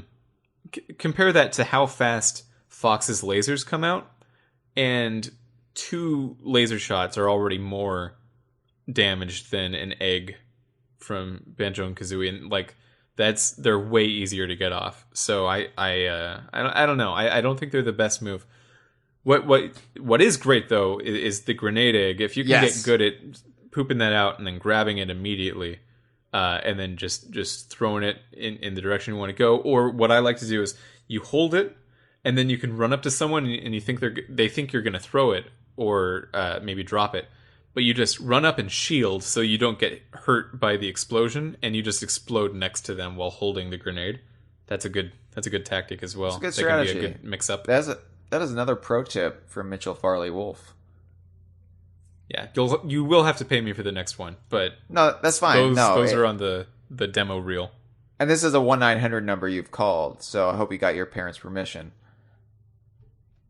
All right, let's take a second call. Yes, this is about the Banjo DLC. Absolutely love it. They're actually the only DLC I bought for the game. I like the fact that they actually play like normal too. That they don't have a gimmick. I've seen a lot of people complain they don't have one, but honestly, I don't think it's that big of a deal. I just absolutely love that they're in the game. They feel great to play as, and the remixes are absolutely the top. And who's complaining they don't have a gimmick? Who are these people? Yeah, I don't know. I don't have that opinion. I think they are great in the way they are done. I agree with you, caller. You know what? I would suggest, caller, that you stop hanging out at your local pub and you come to my pub or Mitchell's Coffee House, because I feel like your opinions would mesh with our crowd a lot more. I couldn't tell you who you were, but your voice sounded maybe like Shane. Are you Shane? You can't respond to me. That wasn't Shane, because they weren't calling from Canada. No, they were actually very close to me, actually. They might be calling from inside my own house. So, not Shane, thank you for calling. Unless Shane is in my house. All right, let's take the next one. What is up, Kongversation hosts and listeners? Trainer Derek from the forum calling in. Mash has done it yet again, another DKU character that's gotten just an amazing amount of detail and love put into them. Banjo really is great. His moveset just feels like Banjo. His side smash swing down with Kazooie just feels crazy satisfying to hit with, poor girl. Wonder Wing is an amazing tool, although I feel like you really rely on it, and once you're out of uses on it, you're just kind of waiting to die and refresh on it. And I feel like getting good with the rear eggs is really going to put a space between Banjo players and good Banjo players. I really wish his forward aerial spiked, because it's literally Mario's forward aerial, which is like my favorite move in the game, and I'm all about dunking people. But man, the music and Spiral Mountain are amazing. All the animations and sound effects are super on point. I'm sure everyone else is gushing about that stuff in general though, so I'll keep that short. And by the way, Hyle, I missed out on calling for the episode itself, so congrats again on 20 years. Everything you guys do here is amazing. I can't wait to see what the future holds. I'll see you guys around. Keep on climbing that DK vine. Thank you for the call, Derek. And like Banjo-Kazooie, after 20 years of DK Vine, I too am waiting to die. Yeah, thank you so much, Derek. I completely agree with Banjo's forward air. There are two other characters in the game that have very similar just forward swipes for their forward aerial, which are Mario and Charizard. And Charizard's just hits really hard and has a pretty big hitbox because he's a big boy. And Mario's spikes, which gives it that extra utility of like if you hit the opponent off stage with a spike, they'll just, it's hard to recover from that. So either of those improvements that either Charizard or Mario have would have been a great boon to Banjo, and being that he doesn't have them, and just like it just kind of hits a little bit hard instead of that, makes it feel a little bit like he's missing a little something there. I agree. I also agree about the grenade egg skills and how if you're good at grenade, I like the way you put that. It differentiates the Banjo players from the good Banjo players. Yeah, you got to get good at grenade eggs, otherwise you're just a Banjo player and not a good one. Right. Also, in life, I feel like that is my motto. You've got to get good at grenades, or else you're not your best self. You're just yourself. When you're walking around town just day to day, you never think, man, I need to be good at grenades right now, because they don't come up. But if you are walking around town and you're thinking, man, I'll just be bad at grenades today, that's way worse. You don't want to suddenly be bad at grenades. You live such a privileged life, living in a place where you don't have to worry about grenades. Check your privilege. That is Check true. it. All right. Yeah.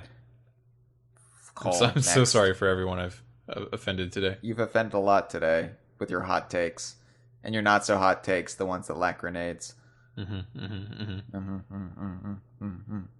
Hey, Hyle, it's Jacob Rush from Nostalgia. I wanted to call in to give my thoughts on Banjo-Kazooie finally being out in Smash. The reveal for them suddenly coming was amazing. I just am in awe. It's mind-blowing the fact that I'm playing them on my Nintendo, that I'm seeing them in Super Smash Brothers and hearing these remixes and seeing the stage and seeing the beautiful character models and level design that's been put into them and how true they are to the character. They did an amazing job. I really just can't even believe this is real. I still just boot it up and I'm just in awe. It's really awesome. So I wanted to chime in with everybody else. I'm sure I'm reiterating everything that everyone's saying. Couple questions, I guess, I do have for you.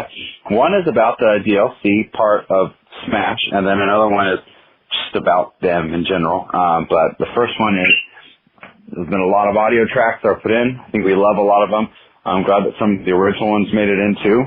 But what couple songs would you have liked to make the cut that didn't? Me personally, I always thought Gruntilda's Final Fight song would at least make it into the game. I'm surprised that they didn't do some like metal shredded version. I could see it with guitars being played.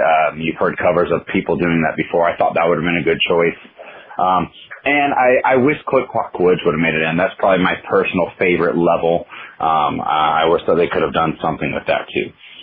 So what songs would you like? And second, I've said it before, as a Nintendo loyalist and as the Baron Bird being my favorites, should I just give up hope on these games ever coming back over to a Nintendo console of the originals? I'm not asking for rare replay like everybody else. I think that's a little too much.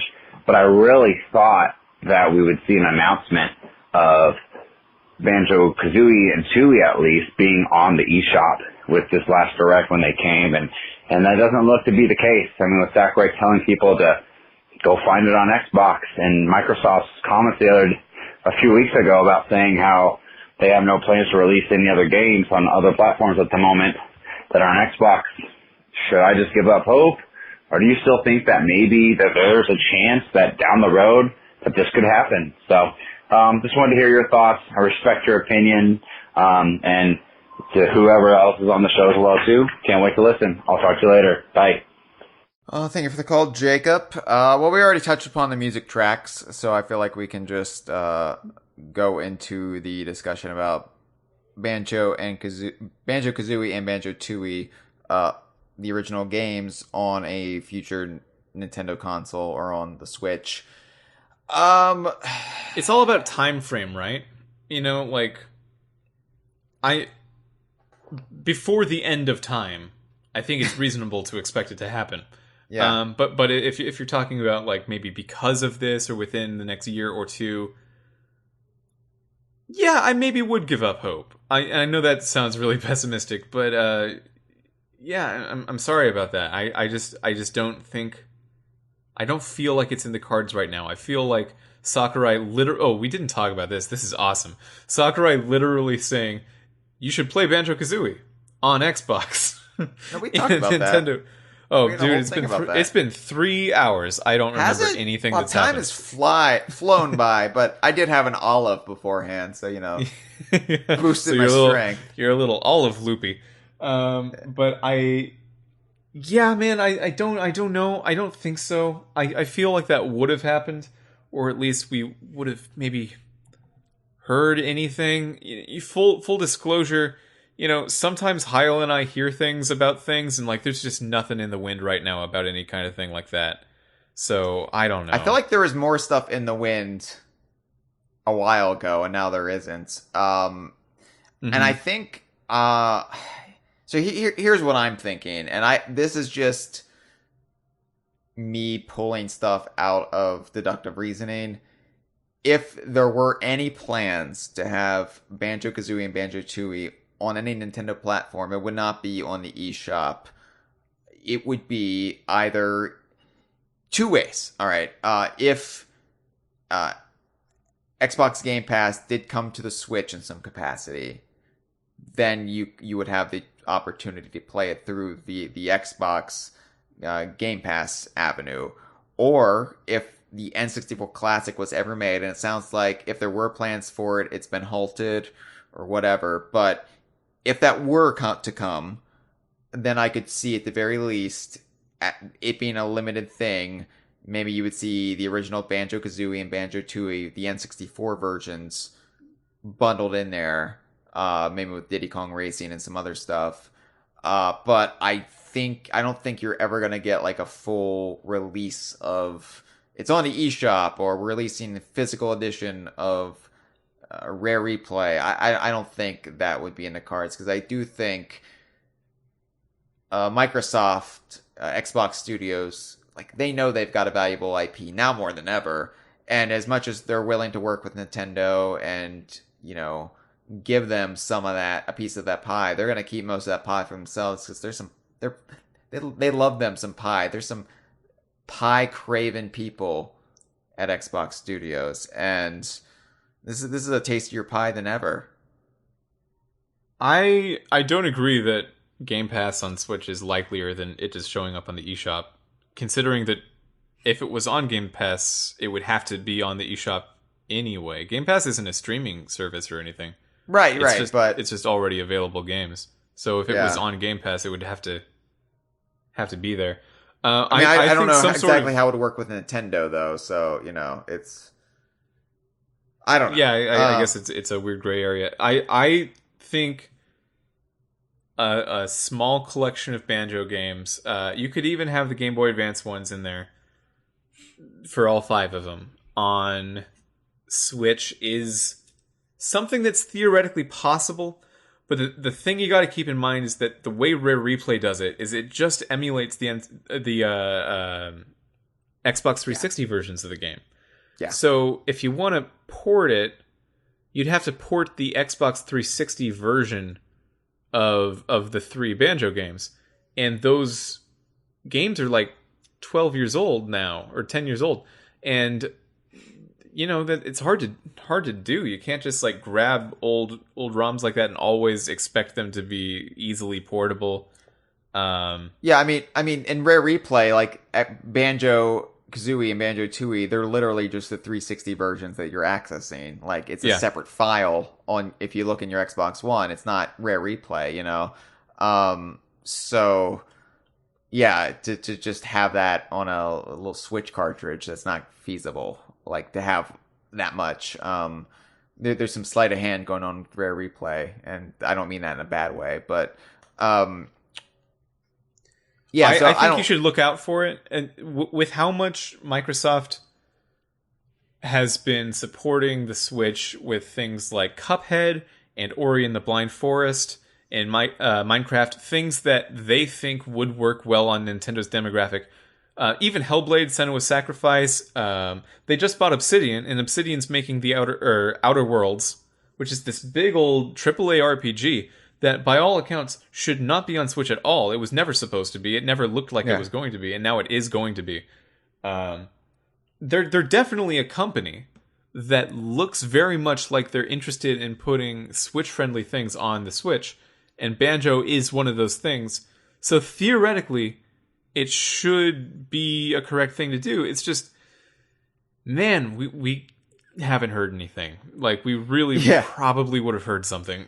I mean, no industry talk has made it to our ears on this lately. And again, like, it's feasible. Like Mitchell said, like, if we look at time in a straight line, at some point down that line, we will probably see Banjo-Kazooie and Banjo-Tooie on a Nintendo platform again. But I think also right now, like, maybe Xbox, Microsoft, they're going to let the hype and excitement around Banjo-Kazooie maybe drive some of their own consoles.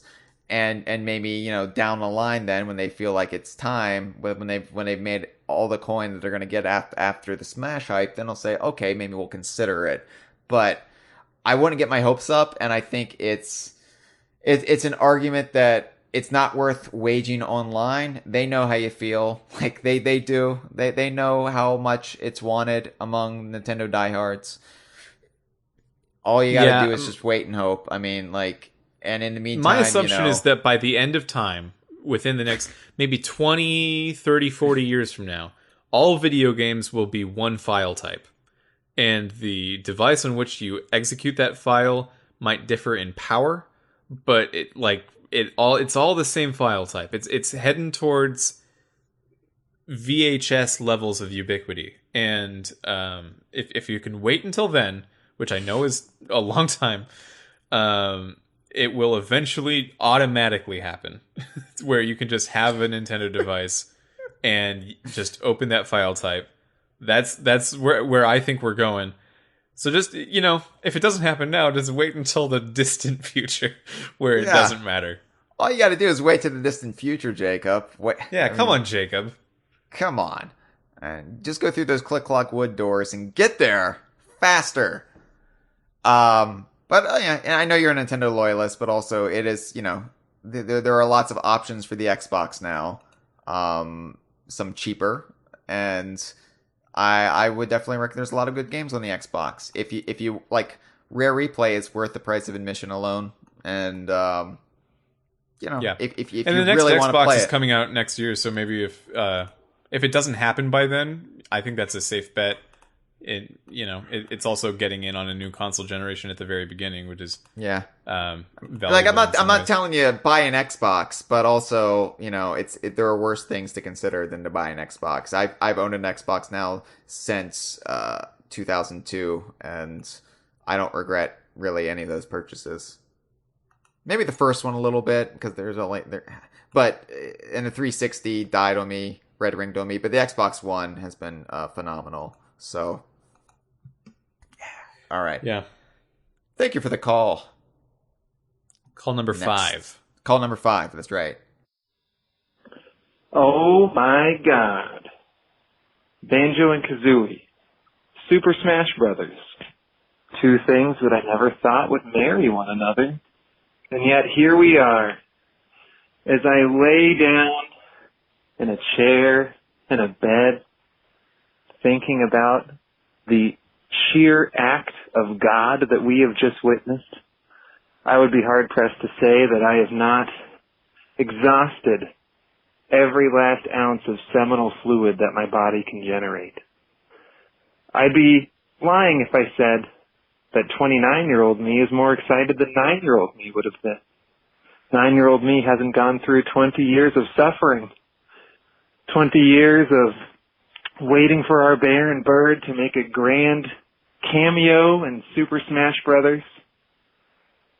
And of course, how could they possibly not live up to the hype? They feel incredible to play. They look great. There's only one nuts and bolts reference. Everything is just looking at my house. I can't think clearly.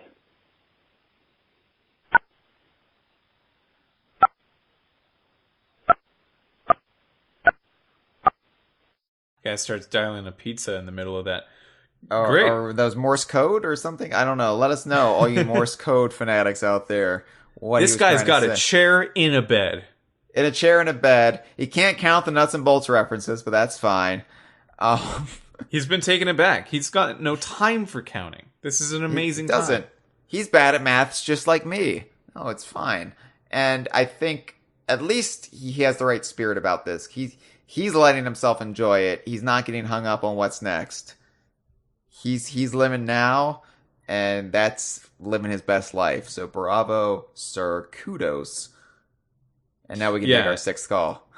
Well, hang on. Before that, with both this call and the last call, there's definitely something to the fact that, like, not only is it just the fact that Banjo and Kazooie are in Smash as their own thing, like as an isolated instance of coolness. There is something. I know. I don't want to get into like the whole corporate ownership thing. I'm like Sakurai, not a big fan of console wars, but there is something to the fact that like there is a feeling to being on the Nintendo console again. You know, I kind of wish it wasn't the case because it's lame, but yeah, I love the Xbox One, and I have been fine with Rare and Microsoft. You know, as a partnership. Well, Microsoft owns Rare, but like I've been fine with that. You know, aside from the more angsty moments of the buyout era, I have been fine with this for the better part of, you know, the existence of their ownership. But yeah, when I see Banjo and Kazooie on a Switch, when I see that Spirit menu on the board, when I, you know, experience all of this, it is just this surreal, magical feeling, and I can't deny that. So yeah, it makes you want to believe that if there were a Banjo-Kazooie game in the future, that a Nintendo character like Naughty in the first game could show up again, even if it's that small. And I don't think that's actually the case. You know, like I think for the most part, these crossovers between the companies are going to stay fairly limited to Smash. But you know, it paints a picture. It paints a picture that these characters aren't dead. They can come back. You can be out of commission for a while and not be dead. You can have a finished story and not be dead. And I am just very excited to see what comes in the future. And if something comes in the future, it probably should be for Switch at this point. It's, you know, like it can be an Xbox title, but at the same time, you know where the demographic is. Like it's pretty clear that the Banjo demographic is on Nintendo consoles and not. And I think it's apparent too with Playtonic, where, you know, the Nintendo version of Yooka-Laylee and the Nintendo version of Impossible Lair are really like the most sought after versions. They are the ones that like everybody, at least online in the community, goes on about. So yeah, and we're coming up on 20 years of Rare being an Xbox studio versus only the 8 years that Rare was partnered with Nintendo. Right. But at the same time, you know, I think there's a justification in feeling like those 8 years are a stronger 8 years than any 8 years of the Xbox era for certain people. If they're still feeling this way, if the reception on Switch or with Banjo-Kazooie on Switch is still stronger than like most things that the characters have had on Xbox, that's, you know, the people are kind of speaking in their own little way there. I think it would be smart. I've changed my mind. I said don't expect anything, and I'm changing my mind from don't expect anything within a calendar year. But I think soon after that you can maybe start expecting something. It feels like a good bet. Wow, Mitchell arguing with himself. Why am I even here? just let Mitchell do the whole thing, and I would listen to that show. That would be a good show. Be better than this. You don't need olives to have a good podcast. You don't need olives to have a good podcast. I'm very strongly in support of that opinion. All right, I can feel the energy fading in this room. We need to get through these calls here. Call number 6. Hey, man. The name's Rick. I've been listening to you guys for a little bit. Big fan of the content. You guys are great, and Donkey Kong and Banjo and a lot of rare stuff. All that's great. When Banjo-Kazooie was announced for Smash, I went back and completed Banjo-Kazooie for the first time, and it was so much fun. Glad to listen to the podcast later, and just wanted to give my thoughts on Banjo-Kazooie and Smash, because they're just so dirty cool. Oh man, they got that board patch, they got that red patch, they got a triple jump. Look at that, and the yeah, they're just really cool. And I had a question. If y'all didn't cover it already, I was wondering, like, do you know like all the origins of all the colors? Because like, you know, the Grimtail color, that's awesome, and I know like the black Banjo is like Conga, but I don't know what like the purple and blue Kazooie is. But yeah, thanks a lot, and bye.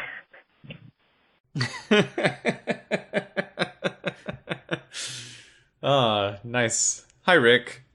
Hi, Rick. I hope you weren't like on a flight of stairs or anything when you did that, because it sounded like you were ready to pass out after the fact.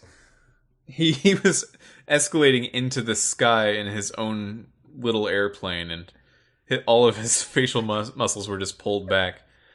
Well, we already covered the colors, right? He thinks it's Conga. We said it might be bottles. I don't know. I think it doubles. Maybe it just doubles as both, because the orangish reddish shorts really are Conga's thing. So right, but also shorts are Banjo's thing, and if you're trying to replicate bottles over top that, like, yeah, I don't know. You know, it is fair to assume either character. This was his first time finishing the game, if not playing the game. I couldn't really tell if it was his first time ever playing it, but that's awesome. You know, in the discussion of like which console should this be on, you sometimes lose sight of the fact that like this is the first time a lot of people are exposed to the character, especially because Banjo's prominence was 20 years ago. So yeah. I'm glad you got to play the game. That's awesome, Rick. Yeah, and you know, it's a good thing. Like, all these like longtime fans, diehards, go back and forth about, well, it needs to be back home on Nintendo and Xbox, but really, like, this is also the first time a lot of people are going to discover Banjo-Kazooie, like you said, and it's going to create new fans, and we should really just kind of celebrate and rejoice in that a little bit. So, like, this Smash is the kingmaker, and look at what it's done for K. Rool. Look at what it's going to do for Banjo-Kazooie if it hasn't already done it. You know, it's a big deal. And if there's any question about them being video game icons, that debate is long over now. So, let's just have this moment, people. That's all I'll say. Like, look at Rick. Look how happy Rick is. I want to be that happy, don't you? No. Yeah, you sound pretty exhausted, Mitchell. I don't think you could handle that level of enthusiasm at this point. We both. Yeah, sound exhausted. I'm trying to think of like how I would move my face to make the sounds, and just like I don't have them. I don't have those muscles. I could probably do it if I had more olives in me. I think you could. If you had a lot of olives in your mouth, I think it happens automatically. No, I would swallow the olives, and then the briny powers of the olive would give me the dexterity in the face to contort. Mm-hmm. It's a little side effect of the olives that when you abuse them. Thank you very much, Rick, for the call. Thank you, Rick. I'm glad that you're now part of the conversation. If you didn't fall down a flight of stairs after the fact, please check the local hospitals for Rick. Okay. Don't actually do that because their phone lines are important. You don't want. And I'm sure they have some Ricks. Yeah. No. Make sure to clarify Rick, the sixth caller from the recent Kongversation episode. All right, let's take the seventh caller though. They might be calling from the hospital. There's no way to know unless we play it. Let's find out. Hello. So Sabretooth 1 billion from the forums. I'm really been playing a lot of Banjo-Kazooie. Okay, hold on. Let me gather my thoughts. Okay, they're gathered. So, I really love how much attention to detail and research went into designing Banjo and Kazooie for the game. Because if you notice every single move is from a game. Every single move is something they did in the game. Every background, you know all this. I don't know why I'm telling you this. You know all this already, but it's really great. You can check out my website at plumjuicegaming.com. Sorry, I had to get that plug out there. Okay, so my question for you is, do you think that Masahiro Sakurai, expert legendary game developer extraordinaire, do you think that he has really taken a liking to Banjo-Kazooie as a series, or do you think he just did it for us? Either way, he's a saint.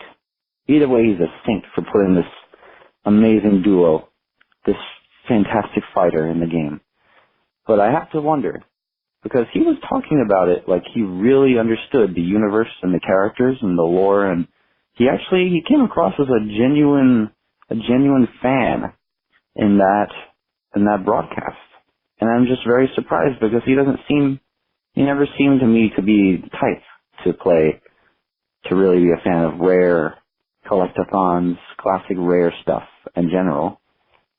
But he really came across as a fan. So do you think he's really into this? Because I could be fooled. If not, he could have fooled me. Also, talk about fans from Undertale. That'd be funny if you did that. I might think of something else, and if I do, I'll call again. Banjo-Kazooie. Did you know their name in German is Banjo und Kazooie? I would have guessed, but I didn't know for sure. Thank you, Sabretooth 1 million. So I like how deflated our own colors are getting, because they're like, by this point, they're probably close to 4 hours into the episode, and they've already talked about everything, so why am I bringing it up? Fuck me. I mean, you brought up a good point there. You did bring up something we did not bring up, and that is Sakurai seemed like he was fanboying a little bit over this. So here's my interpretation, Mitchell, and you feel free to correct me as you always do. But Fair, yeah. So I wouldn't imagine Sakurai would have been necessarily a Banjo-Kazooie fan before he started working and his team started working on his DLC. But I think Sakurai is the kind of person who gets excited about anything he does. And if he has a task in front of him, I need to faithfully do right by the fans of this series. He, who is himself a fan of many series, can vicariously understand basically what they want. Like, if I were a fan of Banjo-Kazooie, what would I like to see? And he really does do his homework. He does research, and he gets excited for us. Like, and maybe he is a big fan of Banjo-Kazooie. I can't say for sure, but I would imagine Sakurai is the fan's fan. You know, he gets what makes fandoms tick, and he also takes his job very seriously, and he wants Smash Ultimate to be the ultimate Smash Brothers. So that's my interpretation. Yeah, my interpretation is that he definitely seems to have played the games when they came out. Like he was not in any way giving away that he didn't know these characters or that any of this was new information. We know for a fact that Sakurai has commented on Banjo and Kazooie in the Melee era, explaining their absence as that famous quote, "They were gone for adult reasons." What we assume this means is some legal reasons, like maybe the beginning of buyout tensions were happening at that time. Yeah. But I mean, I guess we'll never really know for sure. But to me, the fact that there were reasons like that implies that the conversation was had, and there was an attempt. So I think we have to assume from that he did try to get this to happen before. This is not the first time he tried. And right. For someone to have tried multiple times, I think there has to be at least some degree of personal respect for the IP. I think it's also tempting to view, because some things are more popular in Japan than they are here, and vice versa. Sure. It's tempting to view Sakurai in the way of like, well, he probably just likes a lot of Japanese stuff. Probably true, but we like a lot of Japanese stuff, and Japanese people like a lot of American stuff and British stuff and all kinds of different stuff. And yeah, I think it's a misnomer from like the uglier periods of like Smash release cycles to assume that. And when you look at, there is a vibrant, like rare fandom in Japan. And that is like one of the great joys I've encountered when I took over DK Vine's Twitter account, seeing that, and so I think at the very least Sakurai has a healthy respect for it, and he knows what it means to a lot of gamers, both in the East and the West, and he might have wanted to have them in there since Melee. Who knows, So he's a student of video games in general, and I yes. think from that, even if it's clear that he probably has a preference to Japanese role-playing games, I think that seems like a thing that he's really into, the way he like really gushes about how much he likes Persona 5 specifically, or Dragon Quest, or Fire Emblem, and I think it's a fair thing to assume that. But I don't know if it's fair to assume that means he likes other things less. Yeah. A student of video games knows Banjo-Kazooie. Right. And he's it's not like it was ever this super obscure thing that like Sakurai wouldn't even know about. Like all the hyperbole that I've heard over the years from both sides is kind of ridiculous in hindsight. Mm-hmm. Yeah. All right, but thank you for the call, and thank you for thinking of something we didn't already talk about in this exhaustive podcast. Well, we're going to talk about Sans in the little last bit here. Okay. Yeah, let's just save Sans. All right, let's take the 8th call. Hi. Given that Smash is the kingmaker, as you say, is there anything about the way that Banjo and Kazooie have been implemented in Smash that you can see sort of being like affecting a future game, the way, say, Diddy's jetpack, being made canon, like part of his character in Brawl, as opposed to just being, one-off in 64, suddenly became part of retro games. Like, is there anything about the way that Banjo and Kazooie have been implemented in Smash here that you could see sort of impacting a future game? Okay, bye. Oh, good question.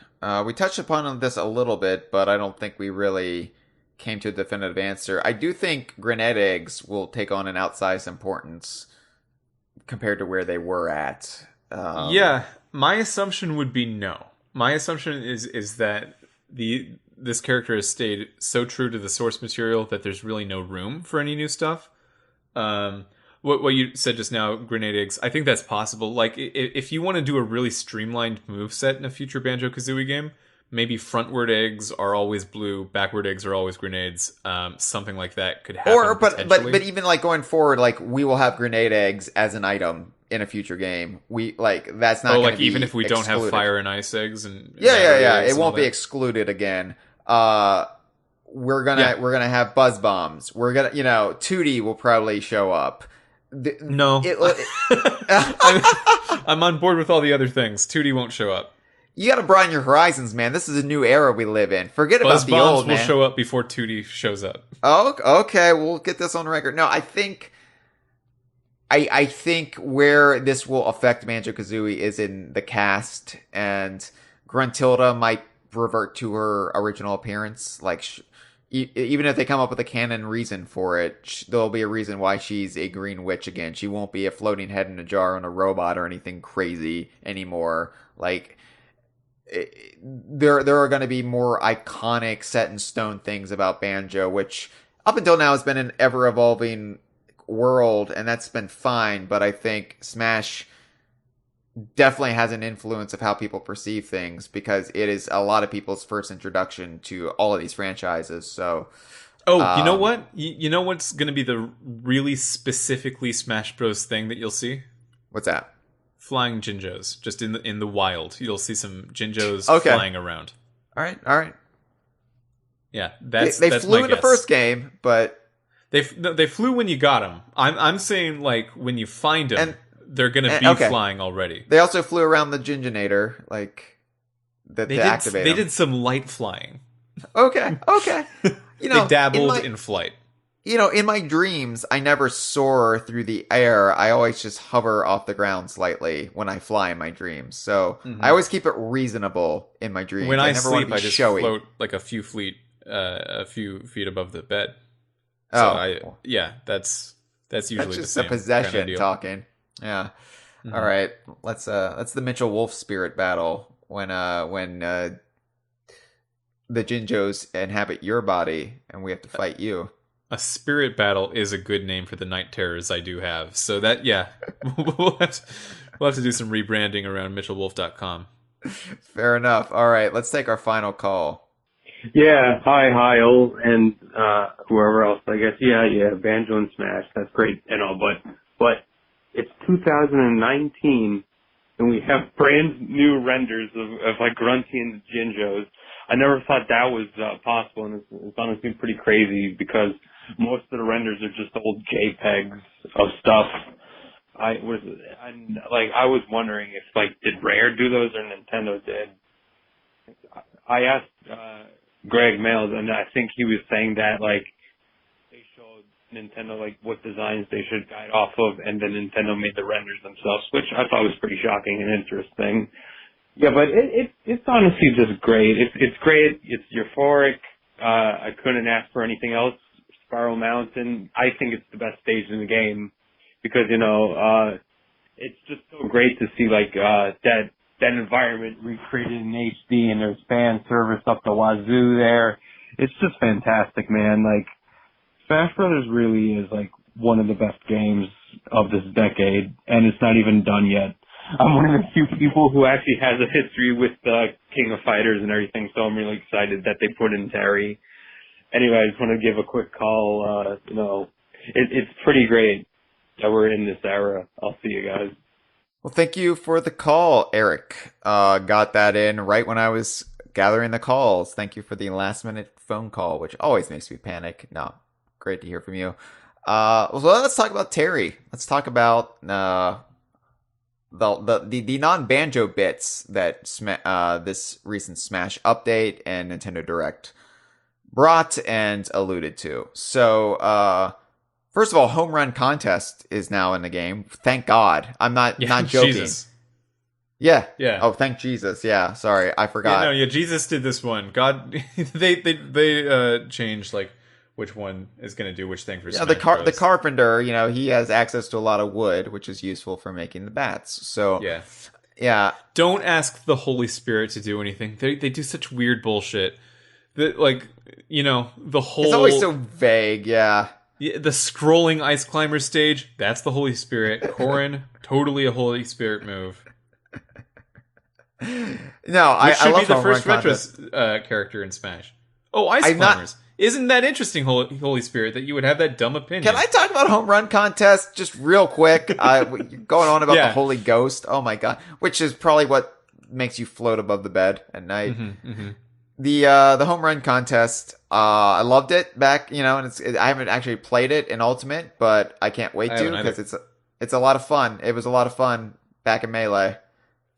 I kind of forgot that they put it in. I have not yet played it. It's considering like what they did add with Banjo and Kazooie. It's hard to. Well, of course, this was added to the base game. You don't need to pay for this, but still, it's a bit easy to overlook. And I'm like, oh yeah, they did add home run contests. I'm happy for Sandbag almost as much as I'm happy for the Buzz Bombs.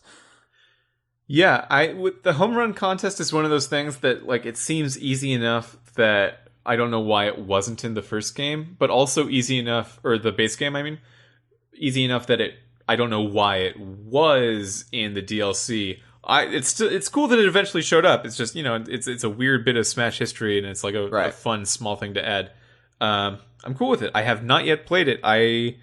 I'll try to see how it is. Good opinion. Do you have anything that? Yeah. I guess you want to talk about Sans. Sans is a skeleton man from the video game Undertale by Toby Fox, who I respect because he also has a canine last name, and we got to stick together on fight each other interesting issues, or fight each other to the death. Because there can only be one.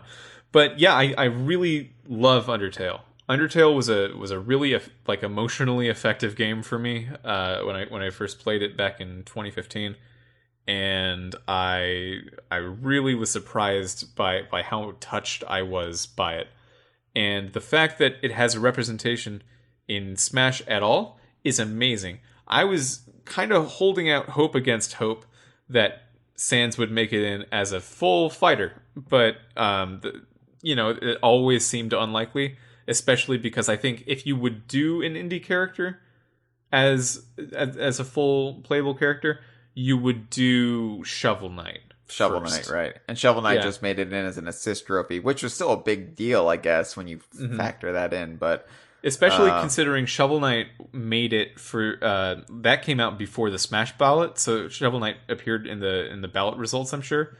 Where Undertale was later that year, so it didn't yet appear on the ballot. And also it got a song, with a Mii Fighter costume. That's amazing. That's a new thing to have happen. Right. Like, I think as a Donkey Kong fan and somebody who got a K. Rool costume in Smash 4, I view the Mii costumes as nothing. Like, I view them as it's there's no thrill there, but no, I'm happy for fans of Undertale if this, because I imagine the perspective would be a lot more grounded than like, oh, I hope this Nintendo character gets into Smash Brothers. It's like, oh, it's Undertale, probably not, but it's really cool that you got this. So yeah, there's a lot of association with memes that Sans has. I think especially with the song that he came with, Megalovania. It's a very memed up song. I just really like Undertale, and I think a lot of people really genuinely like Undertale. So when it gets all like talked about as if it's just a meme, it's kind of sad for me. But I'm glad that Sakurai sees past that and apparently just hangs out with Toby Fox at his own house. Toby Fox put out some tweets after that direct that basically said, "Oh man, I had no idea he was going to talk about the house thing. I should also say that Sakurai was so nice, he gave me a ride home in his own car, which I called the Batmobile, and I had to talk with him in my broken Japanese." What a fun date between two people I would have assumed never met. Yeah, it's a small world, Mitchell. It is a teeny tiny little speck on the universe. It is true. It is true. It is true. That was profound. If it would sound profound if it was 4 hours ago.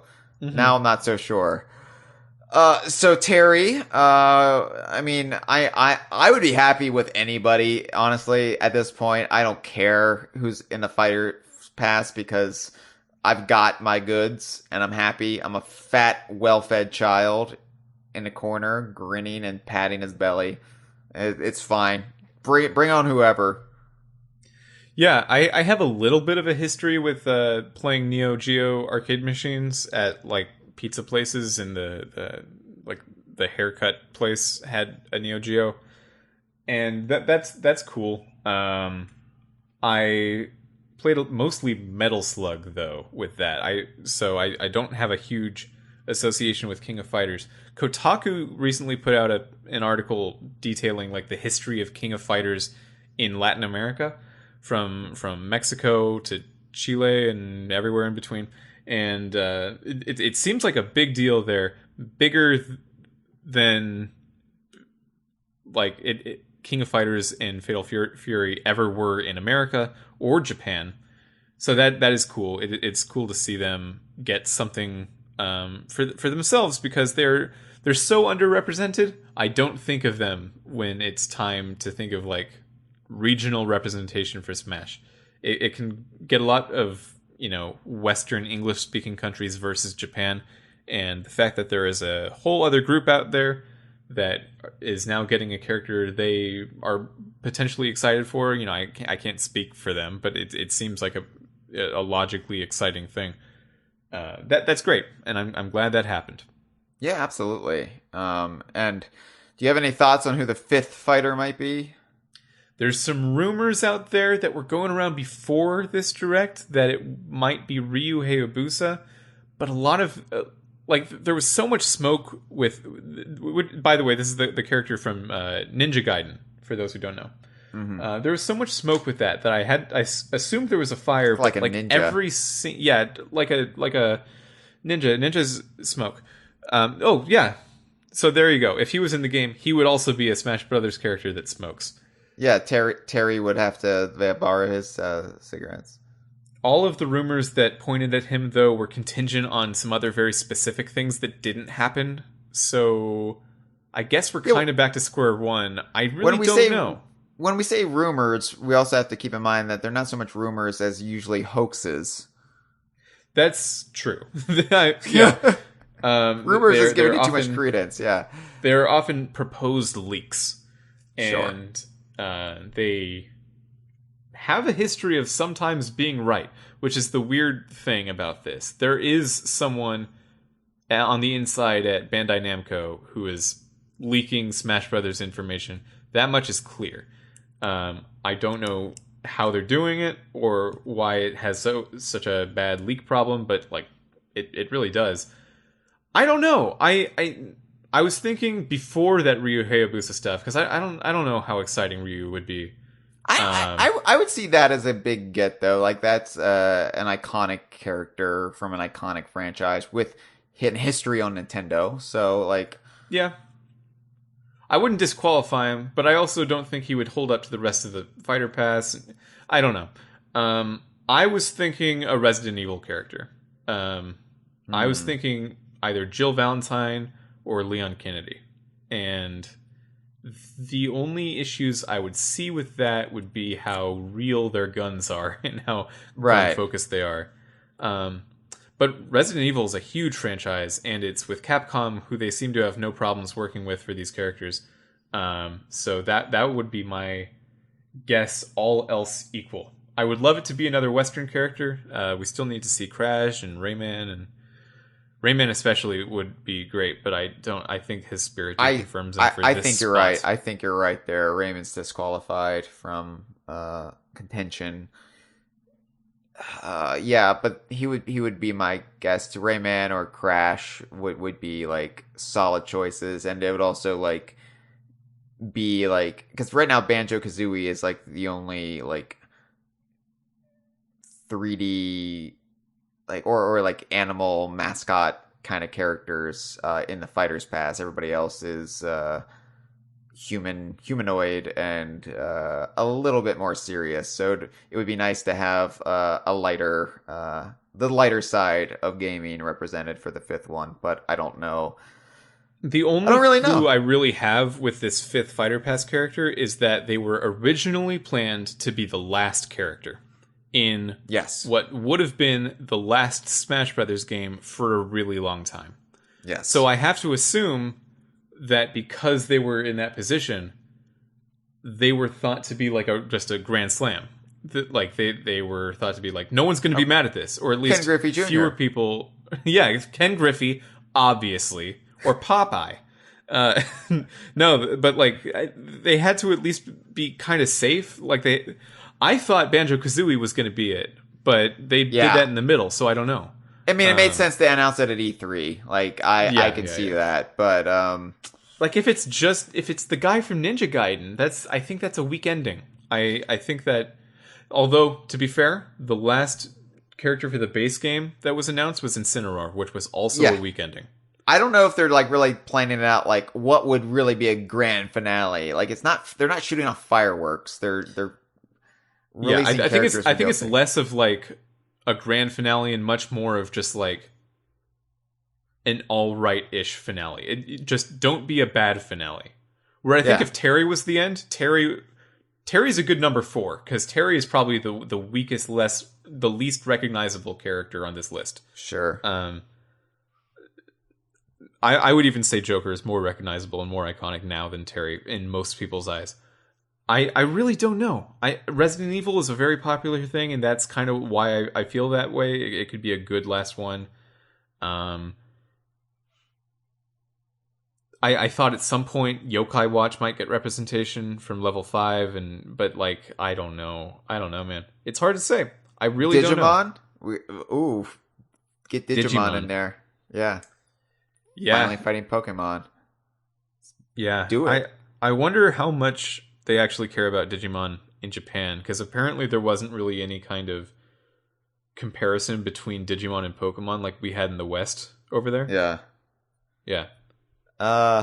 Shrek, just pull that Band-Aid off. Let's do it. Let's just... Yeah, if you do real life characters, or not real life characters, if you do characters from things that aren't video games, you gotta do Shrek. I was gonna say, if you think Shrek's a real life character, those night terrors have never ceased. I don't know who wrote All-Star if not Shrek. Yeah. All right. Yeah, I have no opinion on this because I don't care. What I'm most enticed about, I care, but I mean, I've got what I want theoretically, so like I'm happy. But what really entices me is the announcement that it's not going to stop with the Fighters Pass. They are adding more characters after the fact. I don't know if this is going to be like Fighters Pass 2, 5 more characters, or if it just, I don't know. They didn't really get into specifics, probably because they haven't figured that out yet. But even with Banjo being awesome, this kind of felt like the biggest news of the whole thing. Well, we already knew Banjo was coming. Like, if they announced Banjo as number 4 and they also announced this, I would be like, Banjo, and then, we're going to get more. But, yeah, what I want to know is, are these just going to be third parties? Or are they going to be also internal Nintendo characters too? Because that would really, oh my god, that would just open everything back up. So my assumption with this is that Nintendo knows at this point, I think they have to know, that DLC characters fiscally work, third-party characters fiscally work better as DLC, is what I meant to say. Yes. Because you can compartmentalize the royalties earned on a certain character just to this one DLC purchase, and you don't have to say like, okay, well, in Super Smash Bros. Ultimate, I need to give this many % of the royalties to Square Enix, and this many to Microsoft, and this many to Namco. You don't need to do that with DLC because it's all just a separate purchase. And I think when they were planning Ultimate, when they were in the planning stages of it, I bet they said, okay, we can do one new third-party character in the base game, and they ended up with Castlevania. And all of the other ones that we have planned, we should put in a fighter pass, because we can't do all of the characters that we have planned anyway, right? It would just be too much time. And they planned the fighter pass because this much we actually know, they planned the fighter pass as the main game was also being planned. Yes. So everything from here on wasn't planned. And that to me means that I think it's going to be a lot less regimented. Not everything will come with a stage and music anymore. I think some things will probably, but not everything. Not everything will be third party. I think still most of them will, maybe, or even half, or maybe just under half, somewhere around that. Could be an understandable amount of third party characters. And I think things that were assist trophies or spirits in the base game did disconfirm things for the fighter pass, because you wouldn't make an assist trophy of Waluigi if Waluigi was going to be in the fighter pass, right? Because you knew that ahead of time. You wouldn't go through the effort of making that assist trophy. Now that you're kind of just playing it as you go, that stipulation is no longer in place. I think things like Waluigi are possible, and because of Waluigi's massive, the Waluigi protests of 2018 are still having their effect on Nintendo's offices. I think it is a lock to expect Waluigi in this second wave of DLC. You think it's a lock? Because what would they do with his assist trophy? I don't know. Zero it out. Just have it not appear anymore. Or maybe not even do that. Just don't even change it. And just have it also appear on stage. I don't know. I don't think it matters that much. I think you gotta just... They would just do it anyway. I think Rayman is possible. Rayman's still unlikely for some reason, because for whatever reason Rayman was deemed impossible the first time, might still be in effect. But Waluigi, I think for sure. Like, that much fan demand. Like okay, so when they decided that they were going to do more characters beyond the fighter pass, I guess it was probably a couple months ago, right? When they finally decided that, because it seems like a new development. And if you were deciding on what characters to add starting a couple months ago, Waluigi is the most obvious one. You own the rights to the character, so you don't need to like negotiate for it at all. And it's clearly the most popular character for Smash that has not yet been in the game, out of everything. Washington Post didn't write articles about Geno not getting in, right? Like, they did, however, write articles about Waluigi not getting in. I guess, yeah. Although they chase those articles, I think those are the laziest types of journalism. Like, let's just talk about what's happening online. I mean... Oh, sure. Honestly, like... but I could see Geno being a possible... I think also Sakurai, as he said... Like, he knows, like, there's probably never going to be a Smash Brothers game with all of this in it. Like, this is it. This is, like, everything that they could possibly do, they want to do. And so they want to scratch as many itches, they want to please as many fans, and they want to fill as many holes in this all-star lineup as they possibly can. So I think everything is possibly on the table now. Like, doesn't have to be third parties, like you said. It could be in-house fan-demanded characters, because we already know they listen to the fans based on the Smash ballot, and, you know, that's how K. Rool got in. So, yeah, it could be a mixture of things. It could be things that, like, Sakurai and his team deem like, oh, yeah, we gotta get that in. That's important to, not just our interest, but what the fans want, or important to Nintendo's history. So, yeah, you know, I don't know. I don't know if we'll see Dixie. I really don't know. But... that would be my hope, but I'm also not going to put any hopes or expectations on this, because I never thought we would see a game where I could play as Donkey, Diddy, K. Rool, or Banjo-Kazooie. This is more than I could have hoped for, and we got it. So I am bowing out of all of the arguments and hissy fits. I'm done. If there's something in favor of seeing Dixie in this second wave of DLC, I think it's the fact that we aren't getting stages. Maybe. Although we might be getting stages. We totally could be. I think stages have to be so much work. Even more work than the characters, probably, because they're huge. Yeah. And they've got so many moving parts. Well, maybe. If they wanna like bulk up the content that they're selling in the second Fighters Pass, and they can't do it with music and stages, I think they might do it with echoes. That might be a way to get more content out of one DLC cycle. So I think we'll see some of the more requested but like mysteriously not there echoes, or potential echoes, like Dixie Kong, who would be only kind of an echo, probably on the same level of like Crom or Ken, where they've got a lot of stuff different. And probably, well, I mean, for the DKU, that's the one we're talking about, Dixie. Yeah, a couple Funky others I could see for Donkey, but that's a reach. Yeah, I mean, you could do it. It's just I don't know if Funky versus Dixie. I don't know if Funky would win that popularity contest. Let's just get them Maybe both he in would. there. Let's just get them both in there. Why not? If you get them both, we don't have anything to to campaign for next time. Now you got to think about like it's an embarrassment of riches. What will we ask for next time?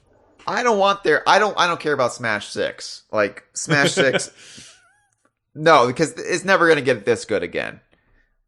It's never going to get this good again. So let's just, like Sakurai said, let's enjoy this and let's just enjoy what is put into it. I don't want to have to worry about campaigning ever again.